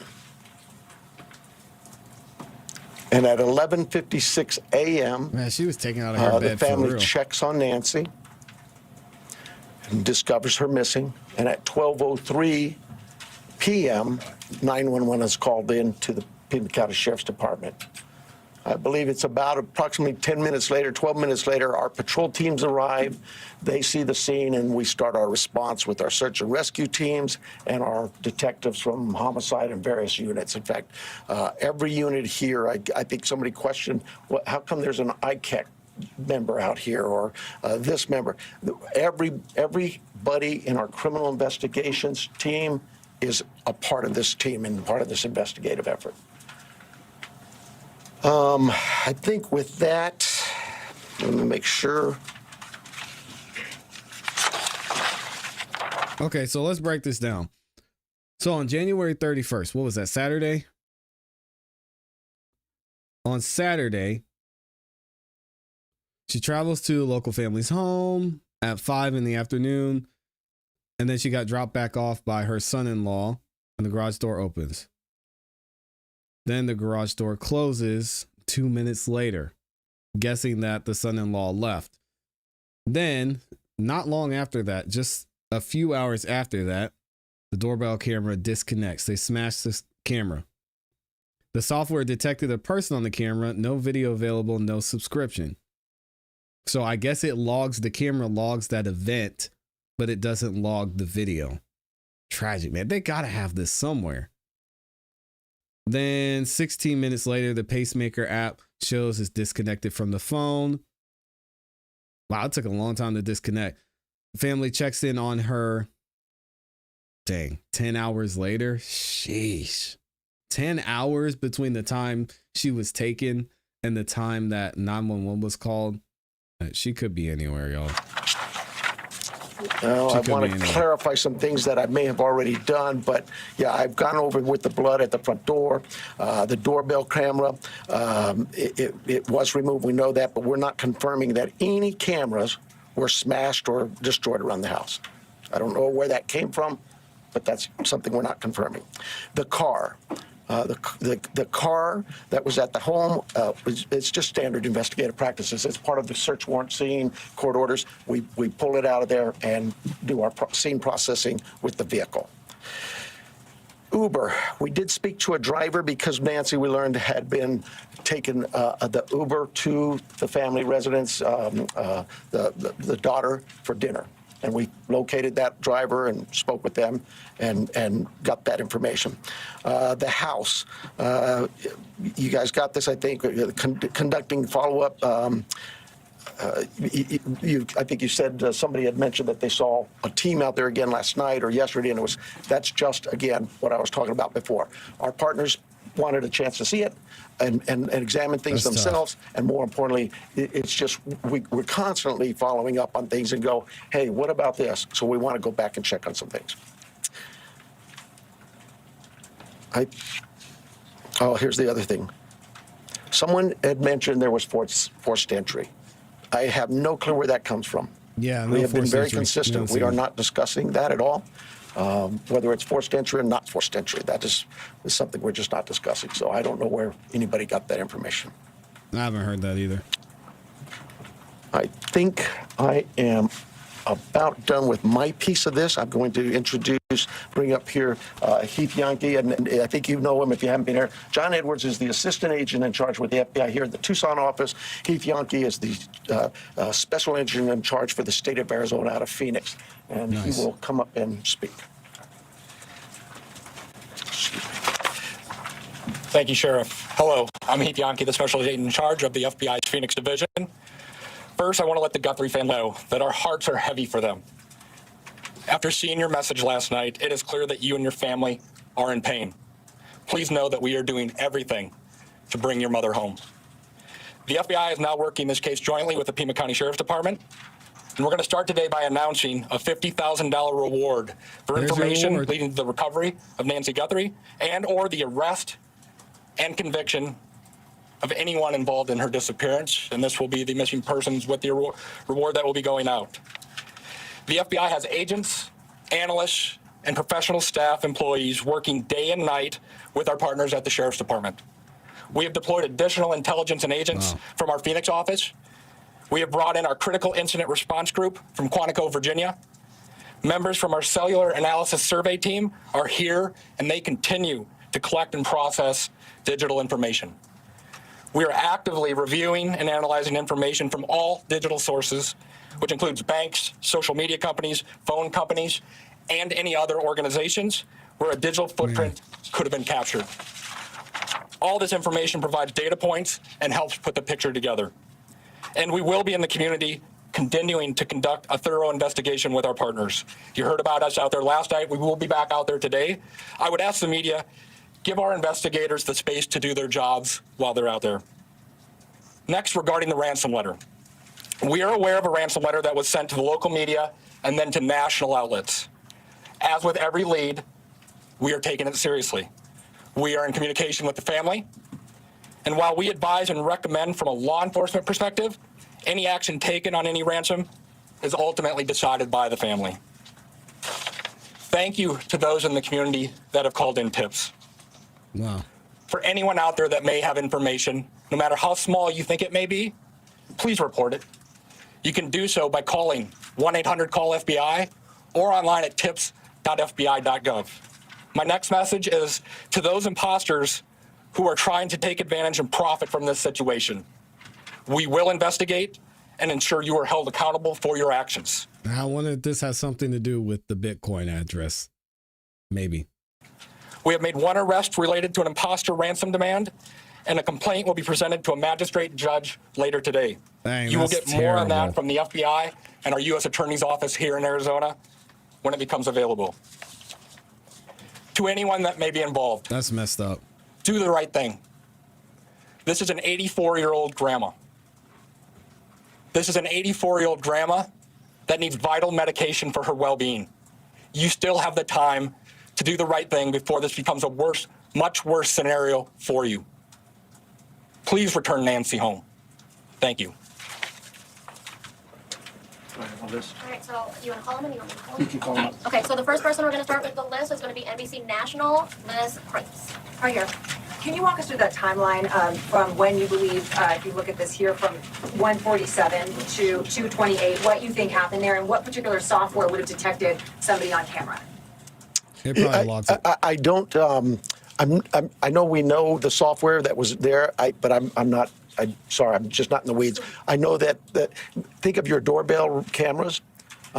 Somebody walks up. My wife's. If I walk up, she gets an alert, and it's usually something like that. A person's detected. So to understand the It just logged an event. Don't ask him. He don't know. He probably doesn't even have a smartphone. one, does that mean that it was about a 45-minute span that this suspect or suspects would have been on the property? And then also, does this essentially mean that you've cooperated with the tech companies and you can officially say that no surveillance video is available from the home? We know that the tech company that we sent that camera off to, yes, they've said they've run out of ways to recover any video. Next person's going to be ABC News, Aaron Katrinsky. Yeah, I'm sorry. Was what 45 minutes? Can you say it's about a 45-minute span that somebody would have been on the property then, from 147 to 228? Yeah, I think those times speak for themselves, and it is about, like I say, those are approximates. So yes. I'm sorry. Who was next? Did you say? Aaron Katrinsky, ABC News. Hi, Sheriff. Thanks very much. Is there information that you are purposefully withholding because of the active investigation that might be leading you in a particular direction? You know, this is no different than any criminal investigation that we conduct here. Law enforcement has conducted investigations since 1865 here in Pima County. We're always mindful of what it is that's in front of us and what we should release and can release. There's legal guidelines that guide us, but there's also strategy too. It's a BlackBerry. You know, I'll leave that for you to determine. Now that you are having such an injection of manpower from the Pima critical incident team and the FBI, were you slow to bring that in at the outset? Should all of these resources been brought to bear sooner? I guess that, you know, it's Monday morning quarterbacking. I do it all the time, so you have the opportunity to do it for me. I'll take that hit. CBS News, Jonathan Migliotti. Sheriff, over here, has there been any proof of life, and has there been any signs of life? I'm going to anything to deal with the ransom notes and that. I would defer to the FBI, but no, to my knowledge, we're still looking for Nancy. And for my follow-up question, if I can speak with the special agent. Sounds like all the ransom notes were fake. Apparent ransom note that now 3 days on, you first haven't been able to validate, and second, it warranted informing the Guthries of its existence. So the ransom note that was sent out there, obviously every lead in this case we are taking extremely serious. Given one is presented to the family, why this one? Because this was the ransom that came in and it had facts associated with a deadline, with a monetary value they were asking for. So at that point, what were some of those facts, if you can, because there's been a lot of speculation, as you know, if you can set the record straight. yeah, the ransom itself, one talked about an Apple Watch and one talked about a floodlight. We're not going to go into specifics. It's very important that we keep this investigation moving forward, and we don't want to put more facts out there that others then can use to try to profit from this. CNN, next, Ed Lavandetta. Hey, Agent, I want to follow up with you real quick on that. There have been, as far as we know, I think 3 ransom notes so far, 1 arrest. Are they all different? Or do you think there's different authors behind all of them, or? So the one that went to the media is the one we were currently investigating and working on. The imposter that I talked about, where an arrest was made early this morning, that there will be more information. We believe there's no evidence to connect this to Nancy's case. It was someone that was trying to profit from it, a total imposter. And Sheriff, wow, you started off the press conference by saying you believe that Nancy is still out there. Do you have reason to believe that she's still out there alive, or are you fearful of the worst case scenario here, that she won't be found alive? Well, I'm certainly fearful of that. I think we all are. But it is. We operate from a position that until we know she's out there, she's alive, and we're going to continue thinking that way until we find her. Fox Digital, Mike Reese. Yeah, start off. Michael Rose from Fox Digital. Sheriff, you said you've identified no suspects. Have you ruled out anyone she was with on Saturday night? You know, we've talked to so many. I'm sure that my investigators have feelings about this one's clear or this one isn't. But no, I wouldn't say anybody's ruled out yet, because what if I rule you out and then later I learn something else? No. So my follow-up, you mentioned that you don't know where the reporting of a forced entry came from. Do we know how whoever did this got into her house? That I would not discuss with you anyway. Fox News, Paul Morrow. Question for Agent Edwards, if I may. Agent Edwards, will the Bureau be submitting the DNA for an investigative genealogical investigation relative to maybe hitting a relative, somebody if you will? I would say the DNA aspect of this case is being handled by the Pima County Sheriff's Department right now. However, should we get to that point, yes, that would be an option for the FBI to assist. And a quick follow-up. Nice. Does the ransom note that you're working establish any communication protocols in it? That's a good question. No, it does not. And that is what I think is important, that if someone has Nancy and demanding the ransom, that there is communication with the family. We talked about there has been no proof of life, and there was no other demands within that letter. So they're still waiting for communication. ABC affiliate, Ashley Holden. Right here, Ashley Holden. When you say the doorbell camera was disconnected, do you believe that that camera was taken? We do not have it in our possession. We've not located it. And then a follow-up. I know that we've been hearing a lot about ransom notes. We were also hearing in that video that was put out by the Guthrie siblings, and I don't know if this is a question for the FBI or yourself, but the challenges of seeing an image and knowing that it's real. Could one of you address that? Has the family received correspondence, any images, videos? So we're not going to go into facts regarding this part of the investigation. I think part of that message was with AI these days, you can make videos that appear to be very real. So we can't just take a video and trust that that is a proof of life these days because of the advancements in AI and trying to actually get a proof of life that we can verify. But we're not going to go into anything the family may or may not have received. That makes sense. That's smart. So in regards to a timeline on that ransom note, is that being an impact in your investigation? Are we nearing that timeline? I'm sorry, one more time. So in regards to the timeline in the ransom note, are we nearing that timeline? And is that playing a part in the investigation? We're not going to go again into specifics of that part of the investigation with the ransom note other than what we've put out there. We've been transparent, and we're talking about we are working that ransom demand, but we don't want to go anything further than that could impact any opportunities. So thank you. Is there any additional physical evidence at the crime scene other than the technology that you guys are using for this timeline? Is there anything else that's helping you guys other than really the technology? Well, I think I said on day one is that it's technology that's going to really help us solve this case. But no, I mean, you know, we did do a process of that scene for biological evidence, so we're still hopeful that maybe something will show up there as well. Arizona Republic, Richard Relas. Agent Yankee? Yes.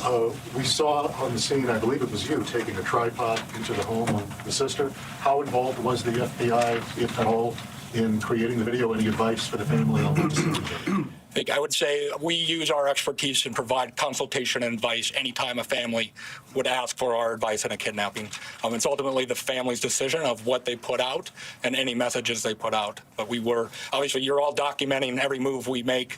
We were there last night in talking with the family.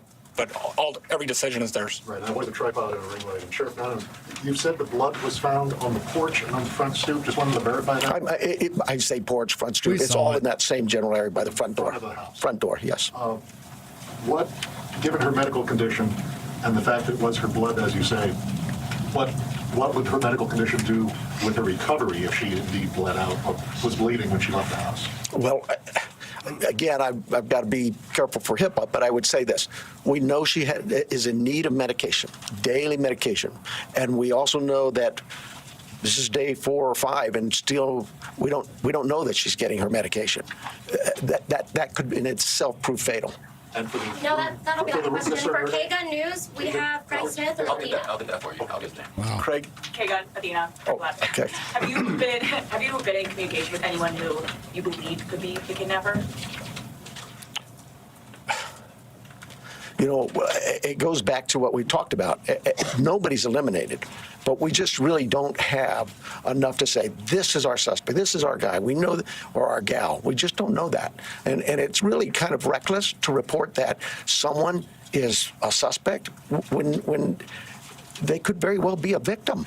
It just, I bring to you, to the media, well, I plead with you to be careful of what it is we put out there, because we don't have anybody here listed as a suspect, and you could actually be doing some damage to the case, but you could do some damage to that individual too.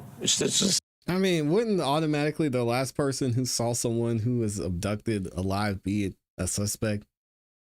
Is it? I mean, is it that? I don't know. Social media is kind of an ugly world sometimes.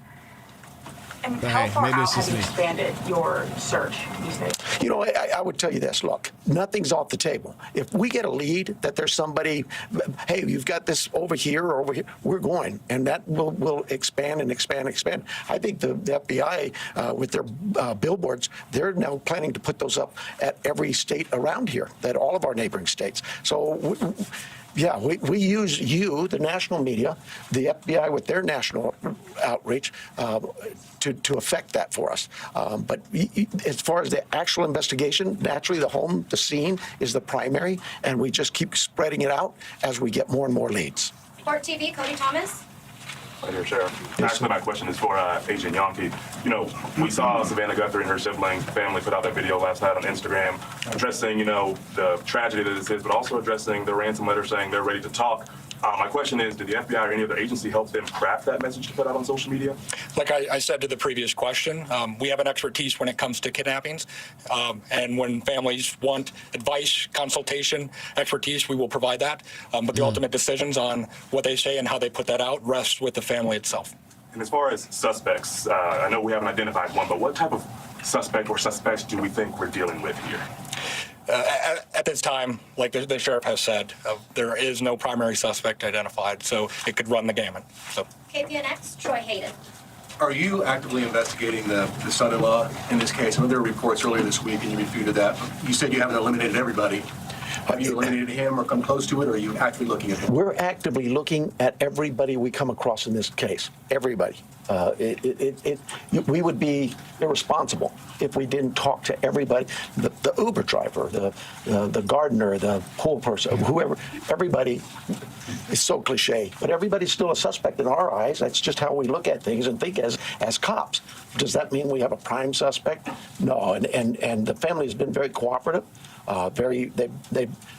They've done everything we've asked of them, and we want that relationship to continue. And sometimes people can be mean out there, and that can really harm us and harm our efforts.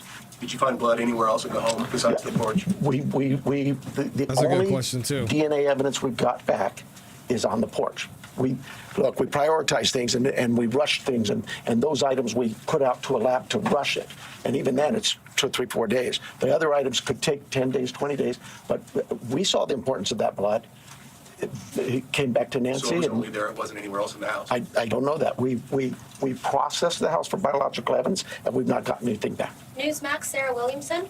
Hi there. My question is just piggybacking off our colleagues here about how far this search has gone.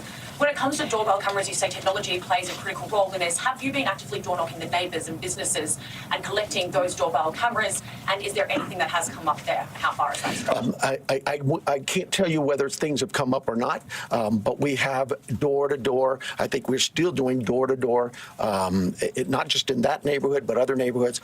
Just as leads come in and take us somewhere, we're going to do those things. Okay, and just to follow up as well in regards to the video that was released by Nancy Guthrie's children last night, just to clarify, that was not coordinated with any law enforcement beforehand, and that you hadn't seen that video before it was released? The FBI is handling all things with the ransom. I think the answer was yes, we were there. The media was there. we can help coordinate, provide that consultation, but that is the family's decision of what they film and what they put out. Fox 10, Justin Loom. Agent Yonke, this one's for you. Following up on that video that was released yesterday, you said, ultimately any further action is decided on by the family. Since then, have they expressed any more interest in more efforts to try and get in contact with who is behind the ransom letter? And do you have a crisis or any sort of hostage negotiator with your team for that type of situation if it moves forward? So the two parts of that question I think it's pretty clear. The family wants to be contacted. They know time is of the essence. And if those that may have Nancy are watching this, the family is ready to talk, get proof of life, because there has been no contact after that ransom note went to the media. For your second question, yes, we have crisis negotiators. That is part of our team here locally, along with the personnel we brought in from Quantico, and they will be part of it. But we're not going to go beyond that of any specifics. Sheriff Nanos, taking down the crime scene perimeter after Monday's investigation and really opening access to that property to everyone else, was that something you would do differently looking back, knowing that federal authorities also conducted a search yesterday? Would you have kept that perimeter up, knowing that? Monday morning quarterback, I probably would have, but I'll say this. We processed the scene. We got what we thought was complete. My team did that. I have to have all the faith and trust in their abilities and their skills, and I think they went through that pretty well. But because another agency now steps in and wants to assist, we're just like with you, we're an open book. Absolutely. How can we help?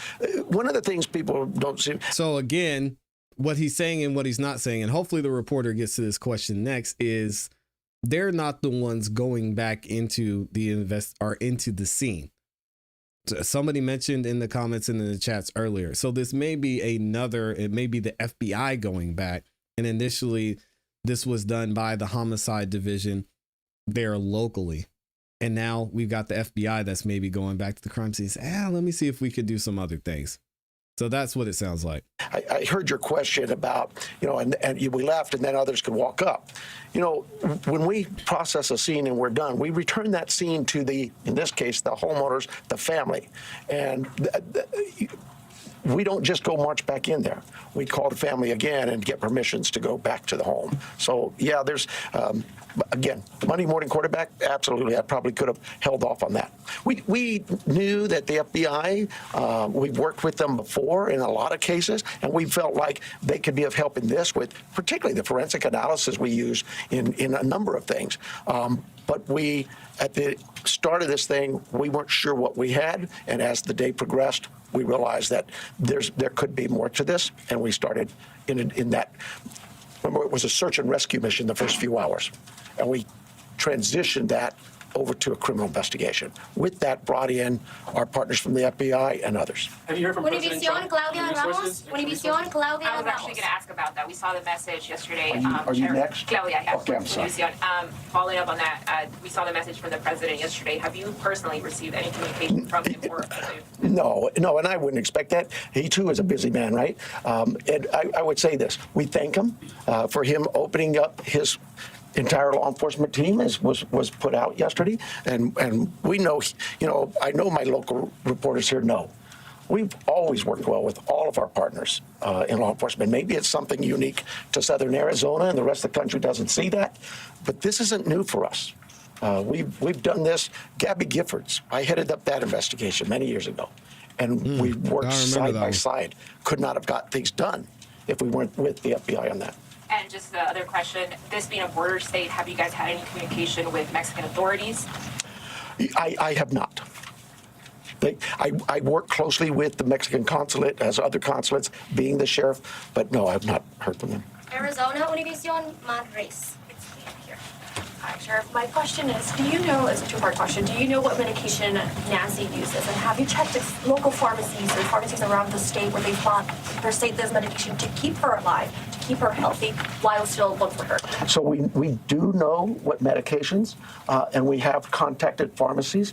Probably need to go back to just make sure that they didn't, maybe we contacted them early on. I know that night, Saturday night, Sunday morning, I know we were doing all the hospital checks, and that check was continuous every hour, going back out. And physically in person, deputies were going to each local area hospital and asking them to check their logs. My second question here is, I know you're looking for her in Pima County. Are you looking for her across the state now? And if so, if there's a particular area that you're focusing on right now? Well, we're looking for her everywhere, right? The FBI just made an arrest on a tip that we got that we thought there could be something here. It's statewide. The billboards are going to be out there across the country. We take leads from everywhere, and where those leads take us, we'll get there. MS Now, Alex Talbot. Agent Yankee, do you have any reason to believe that Nancy Guthrie may be being held outside of the country? Is that something that you ruled out at this point? That's a good question. We don't have any of that information. We haven't ruled anything out. Like the sheriff said, we will follow the facts wherever they take us, whether it is outside of the state of Arizona or over the border. We will follow the facts and go there. But we have no indication anything over the Mexican border. And you mentioned on the ransom note there were details about the Apple Watch and the floodlight. Yep. The ransom notes that were sent out to TMZ, KGUN, and KOLD, are they all the same ransom note? Do they contain the same details in each of those individual ransom notes? The ones that I am tracking and aware of were the same. That went to TMZ also. News Nation, Brian Enton. Agent Yankee, sorry. Yes. When did the first ransom note arrive? And the reason I ask is because the Apple Watch has been in the news and on social media, and you could see like floodlights on video. So was it before those things were out in the world? I don't have the specific time frame as I sit here today of what time it came in, but that you are right. Anyone could see a floodlight hanging down, could have seen some of those things. The watch has been talked about, so that timing is tricky, but that's why we're taking it serious no matter what and following the lead on that. But I don't have the time frame that the first note came in as I sit here today. Thank you. And my follow-up is for the sheriff. In the house, were there any signs that someone tried to clean up or maybe destroy evidence? I can't talk about the crime scene, so I'll give you another shot, another question. My other question is, I heard the agents say that it was a joint investigation now. At the other press conference, the FBI said they were assisting. Is it joint now? I mean, are both agencies in charge now? Look, there's no ego here. We in this part of the country, we'll take anybody's help. It's not about who's in charge. From day one, when we contacted the FBI, they were that gracious to say, whatever you need. And so that's really it. And they're great partners, just as my other local law enforcement brethren. I didn't even have to ask. That's what's really amazing. I haven't had to call anybody. They've called me. Sheriff, what do you need? Arizona's family, Brianna Whitney. Sheriff, I know you had the crime scene process. You said you went back out there. Your partners wanted to see it. But you guys were actively taking out evidence yesterday. Was there something you missed the first time, or did you get a new piece of information that led you to believe you needed to go back out and take more than you had that first day? You know, I know that we get information that will come, and this is just any crime scene that we're looking at. We may go out to a crime scene and think we got it all, go analyze the evidence, and something comes back and says, hey, did you check this? We're not going to just say, oops, and not go. Yeah, but are you going to close and reopen the crime scene? I've never seen this happen before. I'm sure many of y'all are more researched than me, but to see them close the crime scene so early, just within a couple of days or a day of their investigation starting, and then to just close it down and reopen it, seems like it wasn't necessary. And just as a precaution, why open it up so quickly? It doesn't make sense. Absolutely. In this instance, it really was the FBI just wanted to go, hey, can we take a look at it? I'm worried about that being. Called it. Told you guys. The FBI, you got to read between the lines. That's exactly what I thought. The FBI said, let's take a look at it. Y'all did your part. Homicide already came and left. Give us a chance to look at the crime scene. Contaminated it all because there was people. I'll let the courts worry about that. We will certainly be open to the courts of anything that's been removed from that house, and we follow the rules of laws. We get court orders and go back and reapply for another warrant if need be. All of those things we're very careful of. Arizona Public Media, Lynn Boyd. Ellen Boyd over here. In that news release yesterday, there was a report of a trespasser. Has the Guthrie family dealt with any incidents, threats, whether it's trespassing, social media threats, anything of that nature?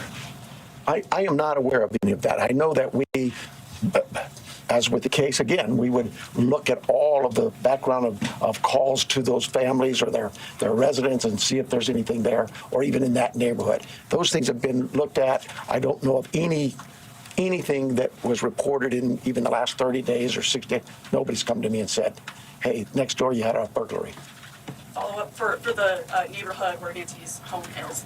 Can you give any more details on that trespassing incident? I don't have He said that. he doesn't know about it. Telemundo, Jesus Gonzalez. It's for the FBI. I just have a question. Can we confirm if the FBI director is coming for the investigation? Yes, Director Patel is being briefed several times a day on this investigation back in D.C. He does have a trip scheduled to Tucson that was pre-scheduled before this, but he is receiving consistent and constant updates from our team here. He's coming today? He is not coming today. And before you go to the next one, I know you may have had a follow-up question, but I think I overstepped you. So if you wanted to ask, I'll give you that opportunity. Thank you, I really appreciate that. Thank you. Sure. Absolutely. Thank you. At what point do you deem the ransom note not credible if there is no communication that follows up since you received it? Like, what's that timeline where you say, no proof of life, there's no more, this isn't credible? I think we start to look at what the deadlines were in the note. First, I think was 5 o'clock today, and then it had a second deadline after that. So we are continuing in a normal kidnapping case. There would be contact by now, trying to discuss that. But those are the timeframes we are looking at as we move forward. Are you able to say that second? So interesting. They weren't going to say the timeline as first, but I don't know if the agent slipped or not. But he said 5 o'clock was the first deadline. They haven't heard anything yet. That second deadline that was given? I don't have that with me right now. So thank you. Sorry about that. For sure. Entertainment Tonight, Denny Important to Directo. ask Yes, questions. my question actually is for Agent Yankee. There was a report that said the ransom came from an email that the FBI was actually looking into that IP address. Any updates on that? Nothing that I can release. Thank you. And then also, there's also conflicting reports about who was the last person to actually see Nancy and drive her home. We know she took an Uber to Annie's house, but can you confirm whether it was Annie or her son-in-law, Tommaso, who took her home that night? I think the timeline that the sheriff provided was a family member, but just family. We're going to go with family. It was Record it was TV, a son-in-law. Henry Piera. We are foreign nationals, so we're not familiar with the area. So we think that it's a remote area. So my question is, why is it so hard to track a car or something suspicious that have passed through the area at that time? How difficult it is? Because probably cameras around or something. Yeah, you're talking about the challenges we face in some of being in a rural area like this. Those are challenges we face all the time. We'd love it to have all the cameras in what we would consider a more urban nature type area. But once you get out into the community, that's not the only part of Tucson that is that way. And we just find ways to overcome those challenges. We don't just disregard it. We still look at ways to find for example, ring cameras that might catch just a piece of something. It goes by, it doesn't catch the whole car, those kinds of things. We don't give up, we still go out. But not at least a car that came out at the night.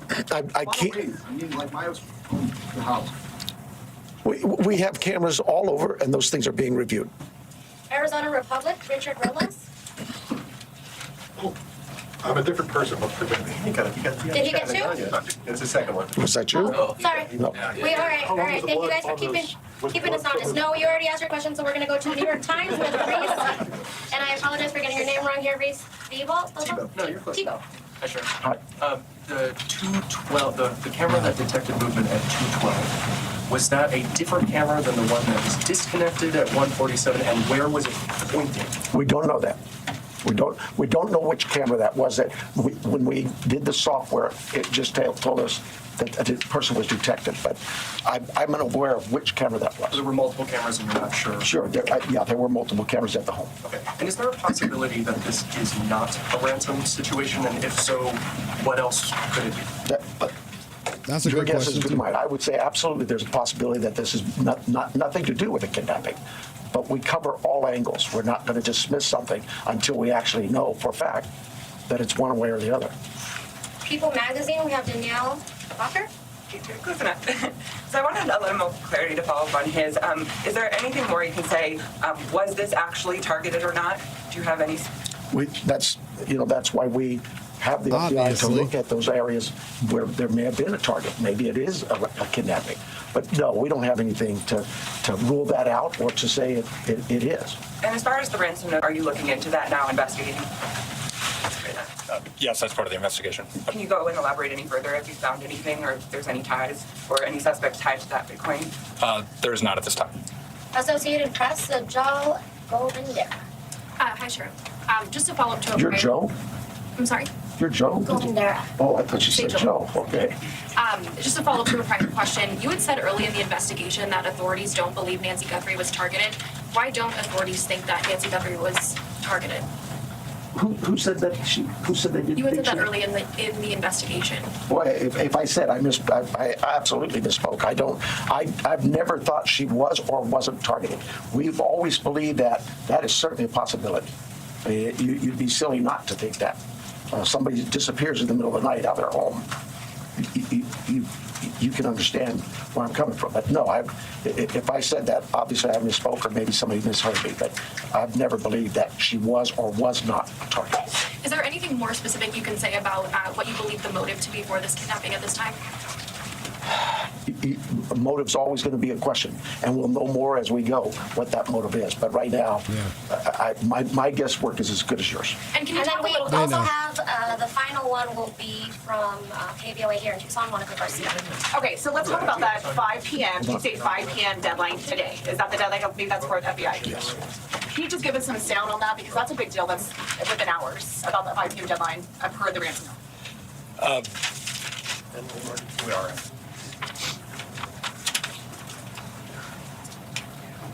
And then what's supposed to happen after that? So the ransom note that was distributed to the media did make a demand for 5 p.m. today. And if a transfer wasn't made, then I think a second demand was for next Monday. We're not going to go beyond that, but that was the ransom note the media received. To indicate what would happen if they didn't meet that ransom? We're not going to go into those specifics. Thank you. 5 p.m. Eastern, I'm sorry, I know it's not Arizona. Just 5 p.m. I don't. 5 p.m. And then, sorry about that, Inside Edition, Jim Murray. Special Agent Donkey, given the fact that the FBI participated in the creation of this family video, does that suggest your belief that the author or authors of that ransom note, in fact, have Nancy Guthrie? Again, we're taking the ransom note serious, and we are following that part of the investigation. And does the fact that there is a ransom note suggest to this could be you anything, that could Nancy be- Guthrie was taken specifically because she's Savannah's mom? There's nothing to indicate that. Thank you guys so much for all of your questions. Thank you. The sheriff does have just one more note about what happens next year, or what doesn't happen next. Well, it's what happens for us is we're going to continue working. For you, though, I hope this worked out well for you. But right now, I have no plans to schedule any further press conferences unless we have some real evidence or something to bring up to you. It's pretty pointless to just keep hounding the same things over and over. And as Special Agent in Charge Yankee said, please give us some space, and that's not just physical space. Give us some space, give my team some time, because these things do take time, and they are difficult. And everybody out there is really working hard. And mistakes are going to be made, and if I made them, mea culpa. It won't be the first mistake I've ever made. But more important than me is we want Nancy back. That's the key. Okay, so thank you very much, and thank you for your concern in this. Thank you. Sure.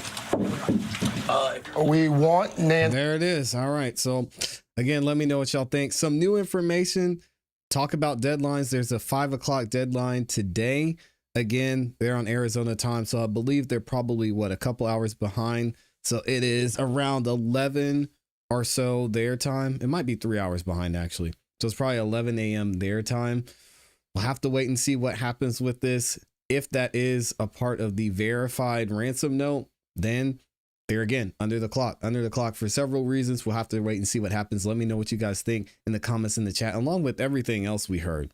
We know the FBI is the one investigating now, probably at the direction of the president. Said, y'all go back in there and look and see what you find. That's why they reopened and closed down the crime scene. And here we are. Wow. Shocking stuff. Thank y'all for the love, man. Thank y'all for hanging out with us, because that press conference took a while. TMZ isn't there asking questions, or did I miss it? They're not asking questions. TMZ's like, we have our own sources. We don't need to be at a press conference. We make the news. We don't report the news. Shout out to TMZ. Thank you to all 1,200 of y'all that are in here. If you haven't yet, like the video on your way in and on your way out, please. It helps the channel continue to grow, and it's free. Takes less than a second. So y'all like the video. We will be back tomorrow to end the week on a good note with another show. So thank you to everyone who supported. Shout out to Mr. Brown. Shout out to my beautiful, awesome, amazing Amy E over there dropping the cake, reminding me that I am way late with ending this live stream and that she got some cake for me. All right. Hey, I'm ready for it. Not only that, but it is lunchtime. So thank you, Amy, for the love. I love you. I appreciate you. Hope y'all have a great rest of your afternoon. And as always, you know what to do. Keep growing, keep pushing, keep it classy. We gone. Peace. Y'all make sure you stay tuned for the content this afternoon.